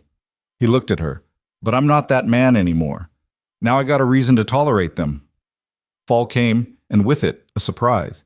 James Reed appeared at their door one afternoon, older and grayer, but unmistakably the man who'd defended Mei Lin on the wagon train. "I'll be damned," he said, seeing her alive. "Mei Lin Zhao, we all thought you were dead." "Almost," she said, but not quite." James looked at Elias, then back at her. "You two together?" "Married," Elias said. "Married." James shook his head. "Well, that's something." He accepted their invitation for coffee and told them what had happened to the wagon train. They'd made it to Denver. The Pattersons had lost another child that winter. The grief had broken them. Caleb Rhodes had gotten into a fight over a mining claim and been killed. Captain Morrison had died of a heart attack within 6 months of arriving. "Thomas asks about you sometimes," James said. "He's 17 now, working on a ranch outside Denver. Still feels guilty about what happened." "Tell him I am fine," Mei Lin said. "Tell him I survived. That is enough." James stayed for dinner. Before he left, he pressed something into Mei Lin's hand, a small pouch of coins. "From the Pattersons. Mary wanted you to have it. She said it was payment for all the sewing and cooking you did. Said she never paid you proper." The coins felt heavy. Mei Lin wanted to refuse, but she also knew pride was a luxury she couldn't always afford. "Thank you, tell her thank you." "I will." James looked at Elias. "You take care of her." "I do. And she takes care of me." "Good. That's how it should be." After James left, Mei Lin counted the coins. Not much, but enough to buy supplies they needed. Maybe enough to buy glass for a real window, or better tools, or seeds for next year's garden. "You okay?" Elias asked. She thought about the question, thought about everything she'd lost and everything she'd found. about the woman who'd knelt beside a dying fire waiting to freeze, and the woman she'd become, stronger, harder, but also more whole. "Yes," she said, "I am okay." Winter came again, but this time Mei Lin was ready. She'd stockpiled food, mended clothes, prepared the cabin. When the first snow fell, she stood at the door and watched it come down without fear. "You're smiling," Elias said, coming up behind her. "I'm thinking about last winter, about how scared I was, how close to dying. And now? Now I'm not scared. Now I'm home." He wrapped his arms around her, and they stood there watching the snow together. Two people who'd survived alone learning to survive together. It wasn't perfect. Some nights she still had nightmares. Some days he was difficult and moody. They argued about small things, how to store the furs, whether to go to the trading post, what to have for dinner. But they also laughed. They also touched. They also chose each other, every day, in 100 small ways. Spring came again. The garden bloomed. Elias's trap lines were productive. And one morning, Mei Lin woke up nauseous. She didn't say anything at first, didn't want to hope. But after the third morning of sickness, Elias figured it out. "You're pregnant," he said. "Maybe. I do not know for sure." He pulled her close, careful of her stomach. "You okay with that? If you are?" She thought about it. Thought about bringing a child into this harsh world, into this isolated life. Thought about all the things that could go wrong. "Yes," she said. "I am okay." The pregnancy was hard. Mei Lin was sick for months, could barely keep food down. Elias hovered, worried, trying to help, and mostly getting in the way. But he was there, every morning when she woke up sick, every night when her back ached, every moment of fear and doubt. When the pain started on a cold February night, Mei Lin was terrified. There was no doctor, no midwife, no help for miles, just her and Elias and the knowledge that women died doing this all the time. "I'm scared," she admitted, gripping his hand as another contraction hit. "Me too," he said, "but we've survived worse. We'll survive this." They did. Barely. The labor was long and brutal, and there were moments when Mei Lin thought she was going to die the same way Sarah had. But Elias talked her through it, stayed calm when she couldn't, caught their daughter when she finally emerged, screaming and perfect. "A girl," he said, his voice breaking. "We have a daughter." Mei Lin held the baby, so small, so fragile, and felt something shift in her chest. This was hers. This life they'd created. This tiny person who'd never know what it was like to be abandoned, to be seen as less than, to be left to die in the snow. "She needs a name," Elias said. Mei Lin thought about all the names she'd carried. Zhao, Mei Lin, Boone. Thought about identity and belonging and the weight of names. "Hope," she said. "We call her Hope." "Hope Boone." Elias smiled. "I like it." The first year with Hope was exhausting. The baby cried constantly, slept rarely, demanded everything. But Mei Lin had never been happier. This was what her uncle had wanted for her, not just survival, but life, a family, a home, a future. When Hope was 6 months old, they made the trip to the trading post. Cooper took one look at the baby and said, "Well, you two don't do anything by half measures." "Apparently not," Elias agreed. "She's beautiful," Cooper said, and he sounded like he meant it. "What's her name?" "Hope," Mei Lin said, and watched him process the meaning. "That's a good name. Strong name." He looked at Mei Lin. "You doing all right? I heard babies are hard. Very hard, but also very good." "Yeah." Cooper smiled. "They tend to be both." On the way back to the cabin, Elias said, "You ever regret it? Staying? Marrying me? This life?" Mei Lin looked at him, at the baby sleeping against her chest, at the mountains rising around them. She thought about the wagon train, about Caleb Rhodes, about the woman she'd been, scared and alone and waiting to die. "No," she said, "I do not regret. I chose this. I choose it still. Even though it's hard, even though we're isolated and it's dangerous and—" "Elias." She stopped walking and made him look at her. "You saved me. Not just from freezing, from being nothing, from being invisible. You made me real again. You think I regret that?" He kissed her, careful not to wake the baby between them. "I love you." She'd heard him say it before, but it still made her chest tight. I love you too. They walked the rest of the way in comfortable silence, their daughter sleeping, their future uncertain, but theirs. Years passed. Hope grew into a wild, fearless child who spoke English and enough Chinese that Mei Lin's heart ached with pride. A second child came, a boy they named after Elias's brother. Then a third, another girl. The cabin expanded. The garden grew. The railroad came through 20 miles south, bringing civilization closer, but never quite close enough to intrude. And Mei Lin, who'd once knelt beside a dying fire waiting for death, became the woman who taught her children to survive, who showed them how to shoot, how to trap, how to grow food in harsh soil, who told them stories about China and about courage and about choosing your own path even when the world said no. One spring day, when Hope was 10 and asking questions about why her mother looked different from other mothers, Mei Lin told her the truth. I was abandoned, she said, left to die because I was different, because people were scared and needed someone to blame. That's not fair, Hope said fiercely. No, it is not fair, but it is what happened. Mei Lin touched her daughter's face. And then your father found me. He saw me as person, not as Chinese or foreign or strange, just as person who needed help, and he gave it. Because he's good, yes, but also because he chose to be. Anyone could have helped me. He did. She looked at her children, these three small people who carried both worlds in their blood. Remember that. When you see someone who needs help, you choose. You choose to be person who helps, not person who walks away. They promised they would. And watching them grow, strong, confident, unafraid, Mei Lin believed they'd keep that promise. On a quiet evening in late summer, when the children were asleep and the cabin was peaceful, Mei Lin and Elias sat outside watching the sun set over the mountains. You ever think about what your uncle would say? Elias asked. If he could see you now? Mei Lin thought about it, about the man who'd brought her to America with dreams of prosperity, who'd died asking her to survive. I think he would be proud, not because I am comfortable or rich or successful by world standards, but because I am alive, because I made a life. You did more than that. You made a home, a family. You survived and then you thrived. We thrived, she corrected. Together. Together, he agreed. They sat in silence, watching the light fade. Mei Lin thought about the journey that had brought her here, across an ocean, across a continent, through loss and fear and near death. Thought about the woman she'd been and the woman she'd become.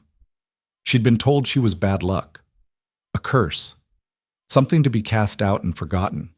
Instead, she'd become someone's wife, someone's mother, her own person. The world had tried to make her nothing. She'd chosen to be something anyway, and maybe that was the point. Maybe survival wasn't about waiting for the world to accept you. Maybe it was about accepting yourself, about finding the people who saw you, really saw you, and holding on to them, about building something real in the spaces between cruelty and kindness.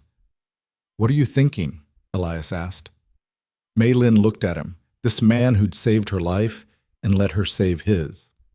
This man who'd given her space to be weak and strong, scared and brave, human. I am thinking I am glad I did not die in the snow, she said simply. He laughed. Me too. Inside, one of the children called out in their sleep. Mei Lin stood to check on them, and Elias followed. They moved through their home, rough and simple and theirs, and looked down at their children sleeping. This was what the wagon train had tried to take from her, this ordinary, beautiful, imperfect life. These small moments of peace, they'd failed, she'd survived. More than that, she'd lived. And standing there in the darkness with Elias's hand in hers, Mei Lin felt something she hadn't felt in years, something she'd almost forgotten existed. She felt like she belonged, not because anyone had given her permission, not because the world had accepted her, but because she'd claimed this life for herself, because she'd refused to let fear and hatred and cruelty define who she was or what she deserved. The woman who'd been abandoned in the mountains was gone. In her place stood someone stronger, someone whole, someone who knew that home wasn't a place you were born. It was a place you built, one choice at a time, with the people brave enough to build it with you. And that was enough. That was everything.